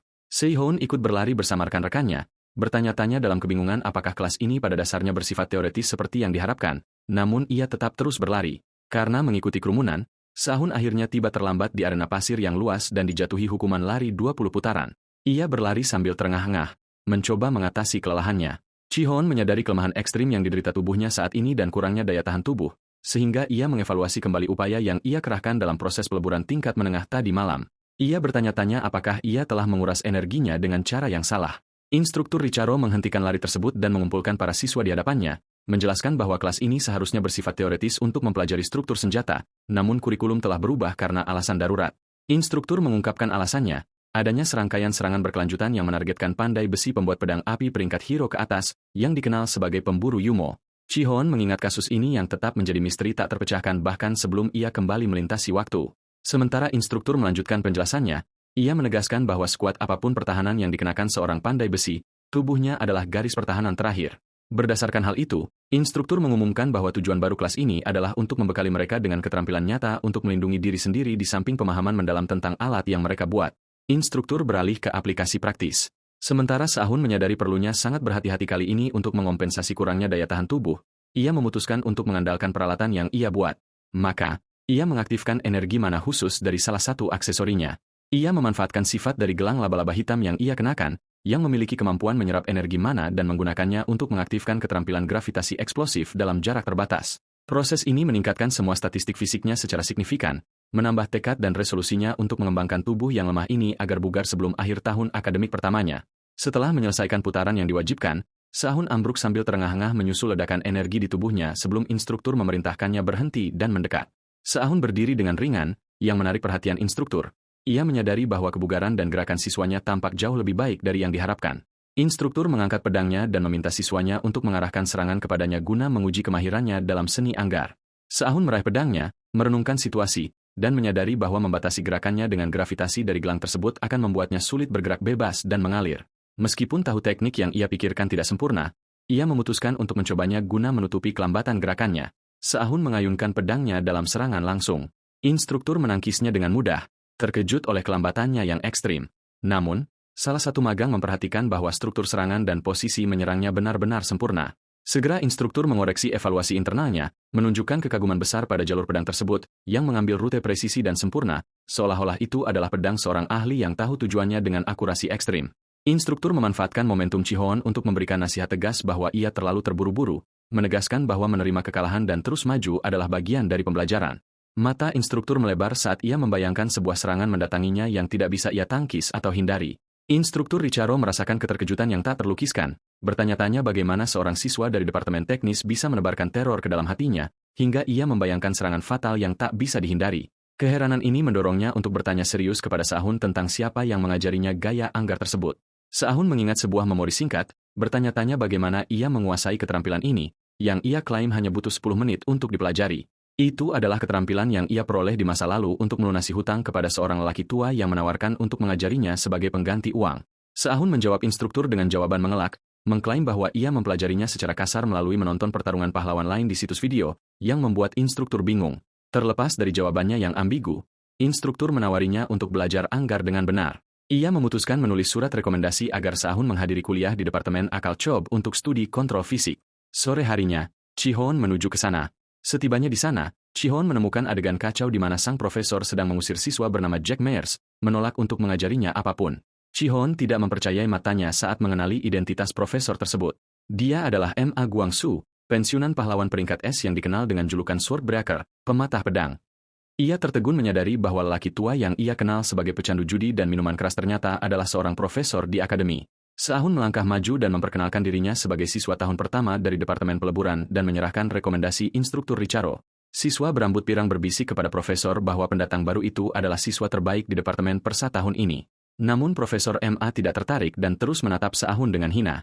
Kemudian ia mengajukan tantangan mendadak, mengatakan akan menerimanya sebagai murid hanya jika ia bisa mengalahkan Se-Ahun, murid lainnya. Profesor mengumumkan bahwa duel akan menggunakan sistem kematian mendadak, sudden death. Pemenangnya adalah yang mendaratkan pukulan efektif pertama. Dengan sinyal mulai, pertarungan dimulai. Se-Ahun mengambil kuda-kuda Talryuk, teknik yang meningkatkan fleksibilitas dengan mengorbankan kekuatan fisik. Lawannya menyadari bahwa respons optimal terhadap kuda-kuda ini adalah keterlibatan langsung daripada sekadar menyerang, maka ia meluncur ke arahnya. Profesor berkomentar dengan benci bahwa lawan Se-Ahun telah mulai melakukan permainan pikiran bahkan sebelum pertarungan dimulai. Pemuda itu mencoba menangkap Se-Ahun dan menghindari serangannya. Se-Ahun merasakan kekuatan besar terpancar darinya saat ia menangkapnya. Namun pemuda itu terkejut ketika Se-Ahun menggunakan keterampilan mendadak, gravitasi eksplosif yang menjatuhkan mereka ke tanah dengan kekuatan penghancur. Dengan ini, duel berakhir dengan kemenangan bagi Seihune yang berkomentar sambil tersenyum bahwa ia sedikit lebih cepat. Setelah hening sejenak, pemuda itu merenungkan serangan yang baru saja terjadi. Ma Guangsu memerintahkan semua orang pergi, menegaskan kepada pemuda itu bahwa ia akan memenuhi janjinya untuk mengajarinya karena ia menang. Se-Ahun menjawab dengan licik, menyarankan bahwa karena dialah yang memukul siswanya, mungkin siswa itulah yang harus mengajarinya. Komentar ini memprovokasi si pemuda yang menyadari besarnya skandal yang akan terjadi jika berita tentang siswa terbaik di Departemen Akalop dikalahkan oleh siswa dari Departemen Persa tersebar luas. Profesor setuju dengan logika Seahun dan memutuskan bahwa setidaknya ia harus membuat siswa bodoh itu mampu mencari nafkah. Siswa tersebut bersukacita atas keputusan ini saat profesor memberitahunya bahwa ia akan menetapkan waktu latihan dan ia harus hadir. Siswa itu membungkuk dalam-dalam berterima kasih kepada profesor karena memberinya kesempatan pelatihan. Namun profesor memberi isyarat dingin agar dia pergi. Akan tetapi Seahun tetap di tempatnya, di mana profesor memberitahunya bahwa ada masalah khusus yang ingin ia diskusikan. Setelah tempat itu kosong, Profesor Emma Guangsu memintanya untuk menunjukkan teknik pedang yang konon ia gunakan melawan Richaros, yang segera disetujui oleh Seahun. Seahun mengambil kuda-kuda menyerang, lalu melesat dengan serangan yang cepat dan tiba-tiba. Namun, sang profesor berhasil menangkisnya dengan mudah dan menyatakan bahwa teknik ini sepenuhnya bergantung pada elemen kejutan. Profesor itu mencengkeram pedang tersebut sambil mengkritik gayanya. Meski idenya bagus, eksekusinya dianggap lemah, dan ia mempertanyakan guna dari sebuah teknik yang justru menjadi beban bagi penggunanya setelah upaya pertama. Kemudian, ia memarahi Seahun dengan keras, mengancam bahwa jika Seahun mengajarkan omong kosong ini kepada orang lain, ia akan menghancurkan anggota tubuhnya. Hal ini memicu senyum sarkastik di wajah Chihon, yang tahu bahwa sang profesor sendirilah yang mengajarkan teknik itu kepadanya di kehidupan sebelumnya. Meski begitu, profesor itu berjanji akan membangunkan tubuh yang cocok untuk teknik primitif tersebut dan memintanya untuk menunggu. Seahun memanfaatkan kesempatan itu untuk bertanya apakah pendaftarannya di kelas telah dikonfirmasi. Profesor menjawab dengan nada mengiyakan. Setelah sempat bingung sejenak, Seahun membungkuk hormat dan meminta izin untuk pergi hari itu. Saat ia pergi, profesor itu bergumam sendiri, kagum akan keberanian bocah itu. Namun di luar, ia mendapati seorang siswa berambut pirang menunggunya. Siswa itu menyapa dengan nada sarkastik, mencela sikap merendahkan Seahun padahal ia hanyalah seorang pekerja reparasi. Namun, siswa itu menghentikannya sebelum ia melangkah jauh, mengatakan ada sesuatu yang ingin ia berikan, lalu menyodorkan sebuah amplop hitam elegan yang disegel dengan lilin. Itu adalah undangan untuk para bangsawan, sebuah perkumpulan bagi siswa yang bangga dengan latar belakang keluarga bergengsi mereka. Seahun bertanya-tanya dalam hati apakah ini undangan yang ingin diberikan Erika kepadanya. Siswa itu menjelaskan bahwa meski perkumpulan ini penuh dengan orang-orang sombong, ia melihatnya sebagai kesempatan bagus bagi Seahun. Seahun sempat ragu untuk menerimanya, namun siswa itu bersikeras dengan senyum lebar, menganggapnya sebagai tanda terima kasih sederhana karena telah membantunya bergabung di kelas. Seahun menerima undangan itu, berterima kasih, lalu melanjutkan perjalanan sambil memikirkan spesialisasi tambahan yang telah ia lamar sejauh ini. Saat sedang memikirkan pilihan antara kutukan, kimia, dan mantra, ia menabrak seorang gadis berambut coklat kemerahan yang langsung meminta maaf. Gelang yang dikenakan Seahun menarik perhatiannya, sehingga ia bertanya apakah Seahun yang membuatnya. Seahun balik bertanya apa jadinya jika memang dia yang membuatnya. Gadis itu menawarkan senyum aneh dan menawarkan diri untuk menyihir, enchant, gelangnya. Pada saat itu, sebuah jendela sistem muncul di hadapannya, mengumumkan pembentukan hubungan dengan Leah Claudel. Leah Claudel adalah jenius sihir yang terkenal di masa depan karena menciptakan senjata legendaris dengan menaikkan peringkat mereka 2 tingkat penuh melalui proses enchantment. Gadis yang konon telah mengguncang seluruh industri sihir itu menatap gelang Seahun dengan minat tinggi, menyadari bahwa itu adalah barang langka yang terbuat dari biji berat. Ia tenggelam dalam pikirannya, bergumam tentang kemungkinan menambahkan lebih banyak formula sihir sebelum mengurungkan niat karena merasa gelang itu terlalu berharga untuk berakhir seperti itu. Di tengah kebingungannya, Seahun bertanya apakah gelangnya buruk. Leah menjelaskan dengan antusias bahwa masalahnya bukan pada gelangnya, melainkan pada banyaknya ide yang ia miliki karena kecocokan luar biasa antara gelang itu dengan sihir, meskipun terbuat dari biji berat. Ia mengaku tidak bisa memutuskan formula mana yang akan digunakan karena pilihannya terlalu banyak. Seahun menenangkannya dengan santai dan menunjukkan gelang lain yang identik, memberitahu bahwa ia punya lebih dari satu. Ia menambahkan bahwa gelang-gelang ini memiliki efek resonansi, informasi yang membuat Leah sangat gembira dan antusias hingga bertanya dengan serius tentang identitas Seahun. Seahun memperkenalkan diri sebagai mahasiswa tahun pertama di Departemen Pandai Besi dan mahasiswa peringkat atas di Departemen Persa tahun ini. Leah terkejut mengetahui ia adalah mahasiswa baru, lalu memperkenalkan dirinya dengan semangat sebagai mahasiswa tahun ketiga di Departemen Sihir. Namun, seorang pemuda berambut biru bergerigi yang berdiri di dekat mereka menyela, memberitahu Seahun bahwa mereka harus bicara dan memintanya untuk mengikutinya sebentar. Leah memprotes gangguan tersebut, sementara Seahun bertanya-tanya apakah orang ini adalah salah satu pengikut Erika. Meski pemuda itu ingin bicara empat mata, Seahun menolak dan mendesaknya bicara di tempat. Pemuda itu menuntut Seahun meminta maaf kepada Nona Erika atas perilaku tidak sopannya, menuduhnya telah merobek undangan yang diberikan Erika di depan semua orang. Namun Seahun menjawab dengan tenang bahwa nona muda itulah yang memintanya untuk merobeknya. Pemuda itu melanjutkan bahwa kata-katanya mungkin benar jika bukan karena fakta bahwa Seahun menerima undangan lain dari Meyers, yang berarti perilakunya adalah penghinaan yang disengaja. Sahun bertanya apakah Erika yang mengirimnya. Pemuda itu membantah, mengklaim ia bertindak atas kemauannya sendiri. Leah menyela dengan sarkastik, bertanya-tanya apakah ada orang yang tidak tahu bahwa dia hanyalah anjing penjaga bagi tuan muda itu. Kata-kata itu memprovokasi si pemuda yang kemudian melepaskan energi gelap masif, menyebut Sahun sebagai orang rendahan yang berdelusi bahwa dirinya spesial. Ia terus mengancam, mengingatkan bahwa bubble penuh dengan orang-orang yang jauh lebih hebat darinya. Namun Sahun membalas dengan pertanyaan sarkastik apakah dia sedang membicarakan dirinya sendiri. Jawaban ini membuat pemuda itu kehilangan akal sehatnya. Ia berteriak dan melepaskan serangan penuhnya berupa monster hantu biru yang melesat ke arah mereka. Sahun harus melindungi Leah, namun ia segera menyadari bahwa serangan itu tidak hanya terdiri dari mana, melainkan sebuah ilusi yang menggunakan belati nyata sebagai media untuk memberikan kerusakan fisik. Pemuda itu terkejut bagaimana Sahun bisa menyadarinya, sementara Sahun menjawab dengan acuh tak acuh sambil menangkap belati tersebut. Dengan senyum licik, Sahun berkomentar tentang suara lezat yang dihasilkannya sebelum jendela sistem mengumumkan aktivasi segel afinitas, Grady Iron, besi serakah. Pemuda itu berteriak meratapi belatinya yang seharga 1 juta won, sementara Sahun bergumam bahwa tidak heran orang bisa gila karena rasa seperti ini.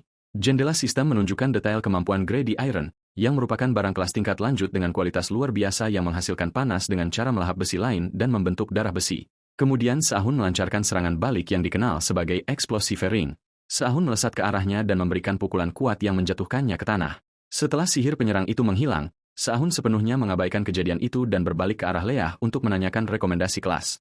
Leah berpikir sejenak, lalu menyarankan agar ia bergabung dengan kelas di Departemen Sihir, dan dengan antusias merekomendasikan kelas sihir kuno, sembari memberi isyarat bahwa ada mahasiswa top yang brilian dan luar biasa bernama Leah Claudel yang mengambil kelas tersebut. Di tempat lain, pemuda itu berjalan tertatih-tatih, tidak percaya bahwa seorang mahasiswa baru berhasil menandinginya di tingkat ini sebelum Erika mengejutkannya dengan muncul tiba-tiba dan memintanya untuk menunjukkan belati tersebut. Pemuda itu terkejut dengan kehadirannya, bertanya-tanya sejak kapan dia memperhatikan mereka. Ia menyerahkan belati itu dengan bingung, dan Erika memerintahkannya untuk tidak memberitahu kakaknya tentang apa yang terjadi, karena ia sendiri yang akan memberitahu kepala keluarga. Ia segera menyadari keberadaan mantra anti penyitaan yang terukir pada belati tersebut, hal yang lumrah bagi senjata yang digunakan sebagai media. Namun, ada hal lain yang memicu keheranannya. Ia bertanya-tanya dalam hati apakah Sahun telah merancang keahlian tandingan berdasarkan teori Profesor Robert dan sihirnya sendiri. Sementara itu, Sahun berada di kelas sedang memeriksa sekelompok belati. Sambil mengevaluasi kemampuannya, ia menyimpulkan bahwa efisiensi teknik pemurniannya tidak kurang dari peringkat S, namun ia harus meningkatkan efisiensi sihirnya ke peringkat A. Tiba-tiba, sebuah jendela sistem muncul di hadapannya, mengumumkan bahwa koneksi dengan target Erika Inu telah terjalin, yang membuatnya terkejut. Sahun menyadari bahwa Erika pasti telah memata-matai pertarungannya dengan pengikut wanita itu. Namun, ia tidak peduli karena belati yang ia dapatkan adalah kompensasi yang pantas. Meskipun primitif, senjata itu akan berguna jika dikoordinasikan dengan penyihir jiwa hitam, Black Soul Magician. Di aula kuliah, Sahun merasa bosan mendengarkan Profesor Kim Min-chul. Meskipun ia menantikan kelas ini, ia mendapati dirinya hanya mendengarkan teori-teori yang sudah ia hafal di luar kepala. Profesor kemudian mengumumkan dimulainya sisi praktis dari pelajaran tersebut. Ia menjelaskan bahwa, meskipun logamnya sama, bentuknya dapat berubah total berdasarkan bagaimana monomeris di dalamnya dimodifikasi. Aplikasi transformasi bentuk inilah yang menentukan keragaman dan kemampuan senjata. Profesor menekankan pentingnya seorang pandai besi memahami potensi terpendam dalam logam. Hari itu, mereka berlatih mengubah logam menggunakan paduan besi, Iron Ally. Siswa diminta memanipulasi manatris untuk membuat retakan sedalam 3 cm di tengah paduan, lalu mengembalikannya ke kondisi semula dalam batas waktu 10 menit. Banyak siswa menghadapi kesulitan ekstrim, namun Sahun dan Hans berhasil menyelesaikan tugas tersebut hampir secara bersamaan. Pada tahap berikutnya, Profesor menampilkan matriks yang sangat kompleks untuk diterapkan. Hans merasa percaya diri, namun setelah ia berhasil membentuk logam tersebut, Profesor memerintahkannya untuk mengembalikan logam ke bentuk semula. Hans kebingungan saat menyadari bahwa monomeris logamnya telah rusak total. Profesor menjelaskan bahwa Hans gagal memahami potensi logam. Jika matriks yang dimodifikasi tidak bisa dipulihkan, maka peralatan tersebut bukan bertransformasi, melainkan mengalami penurunan kualitas, deterioration. Secara mengejutkan, Sahun memulihkan logamnya ke bentuk semula dengan mudah. Dengan senyum licik, Sahun menyadari ia telah menipu Profesor. Ia menjelaskan bahwa hal itu mungkin terjadi karena paduan tersebut telah dimodifikasi khusus untuk siswa. Jika itu logam biasa, hal itu mustahil dilakukan. Penjelasan ini membuat Profesor kagum sekaligus menyesal karena tidak menyadarinya sendiri. Momen ini mengingatkan Sahun pada Ray Kinsey, pandai besi terbesar dalam sejarah. Formula transformasi yang ia ciptakan, dikenal sebagai kebenaran besi, Truth of Iron, adalah masalah fundamental bagi semua pandai besi. Setelah kelas usai, Profesor Kim memanggil Sahun dan memberinya hadiah sebagai tanda terima kasih karena telah bergabung dengan Bubble. Di dalam kotak itu terdapat permata api merah, Crimson Flame Jewel, biji langka berkualitas tinggi yang mampu memperkuat api merah secara permanen. Se-Ahun juga memutuskan untuk bergabung dengan kelas pilihan profesor, yaitu studi asal-usul senjata, Weapon Origin Studies, yang merupakan salah satu kelas dengan pendanaan terbaik. Saat bersalaman dengan profesor, jendela sistem muncul. Koneksi, tingkat 1 dengan Kim Min-cheol. Hadiah, potongan logam unik, Fire Infused Iron, peringkat tinggi. Kembali ke kamarnya, Se-Ahun merenungkan kemampuannya. Ia menyimpulkan bahwa jika mineral bisa diekstraksi dari seseorang, maka tubuh manusia pun bisa ditempa dan diolah. Ia menyadari bahwa seorang pandai besi biasanya hanya berurusan dengan satu atribut untuk menghindari konflik energi yang fatal. Namun, Se-Ahun berbeda.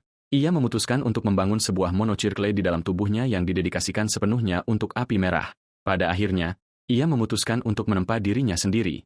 Proses ini membuahkan hasil dengan munculnya notifikasi bahwa atribut mananya telah menguat seiring dengan meningkatnya peringkat Crimson Flame miliknya. Ia juga memperoleh keterampilan baru peringkat S yang disebut Sihir Pemurnian Tubuh Ilahi, sebuah keterampilan yang memurnikan lingkaran mana internal untuk meningkatkan kemampuan fisik. Sebagai hasil dari efek keterampilan ini, semua statistiknya meningkat secara signifikan. Se-Ahun teringat kenangan menyakitkan tentang seseorang yang memarahinya di masa lalu karena ia menyerah tanpa mencoba menggunakan bahan-bahan yang tersedia di hadapannya. Suara itu bertanya dengan nada sarkastis apakah ia bodoh dan bagaimana ia mengharapkan kesuksesan dengan cara seperti itu. Ingatan ini membangkitkan tekadnya untuk memutuskan dengan teguh bahwa ia akan menggunakan segala yang tersedia baginya kali ini. Ia bertekad untuk tidak meninggalkan penyesalan, entah apa yang ia hadapi adalah sekutu atau musuh di masa depan. Pada hari lain di bengkel pandai besi, instruktur mengumumkan bahwa mereka akan melakukan penyelesaian akhir pada karya yang mereka buat di sesi sebelumnya, yang dijadwalkan untuk diserahkan ke dalam dan luar kampus. Ia menegaskan bahwa apa yang mereka hasilkan hari itu akan menentukan tingkat performa mereka untuk seluruh semester pertama. Maka, ia mendesak mereka untuk melakukan yang terbaik. Para siswa menanggapi dengan antusias dan mulai bekerja. Namun, Se-Ahun berdiri memegang pedangnya dengan perasaan frustrasi, menganggap karyanya berantakan karena ia menyadari bahwa tubuhnya tidak mampu mengimbangi keterampilannya, yang menyebabkan munculnya ketidakseimbangan di mana-mana.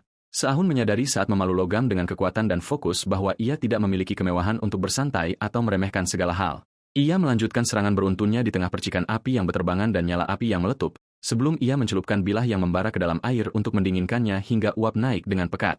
Kemudian ia menyeka keringat dari dahi sambil menatap pedang yang ia perbaiki. Mengingat jumlah modifikasi ini sudah cukup untuk memperbaikinya, ia membatin bahwa ia tidak akan punya cukup waktu untuk memperbaiki sisa senjata lainnya, meskipun ia yakin akan mendapatkan anggaran yang lebih besar jika ia menyelesaikan semuanya pada tingkat yang dapat diterima. Meskipun demikian, ia percaya bahwa menyempurnakan satu senjata dengan cara yang benar dan sempurna jauh lebih baik daripada memecah usahanya. Lalu ia mulai mengasah bilahnya di atas batu basah dengan sangat hati-hati. Tiba-tiba, suara yang akrab dan mengerikan bergema di telinganya, suara deru ombak yang menyerupai suara kehancuran dunia. Ia tahu dengan pasti bahwa setiap kali suara misterius ini terdengar, itu berarti ia telah berhasil menempa sesuatu yang agung dan luar biasa. Ia menatap pedang tersebut, yang kini memancarkan kecemerlangan khusus, menyadari bahwa ketajaman yang diperolehnya bukan sekadar ketajaman sementara, melainkan mata potong yang terukir ke dalam inti bilah tersebut. Pada saat itu, sebuah jendela sistem muncul di hadapannya mengumumkan penyelesaian senjata dengan nama Sword of the Great White Light, pedang cahaya putih agung, memuji keterampilannya yang melampaui tingkat elit dalam mengekstraksi potensi penuh material, dan mengumumkan perolehan keterampilan peringkat C baru yang disebut White Light Style. Rincian menunjukkan bahwa senjata tersebut diklasifikasikan dalam peringkat langka dengan kualitas tinggi, sebuah pedang besar yang ditempa dengan pinggiran putih murni, bilahnya yang mengilap selaras dengan lingkaran mana untuk memberikan aura tajam dan ganas, serta ketajamannya meningkat saat jenuh dengan mana. Ia menilai hasilnya sangat memuaskan mengingat ia hanya menggunakan besi biasa dalam pembuatannya. Ia tersenyum dengan puas dan percaya diri, merasa bahwa keterampilan dan pengalaman hebat yang ia miliki sebelum kembali ke masa lalu mulai kembali kepadanya sedikit demi sedikit.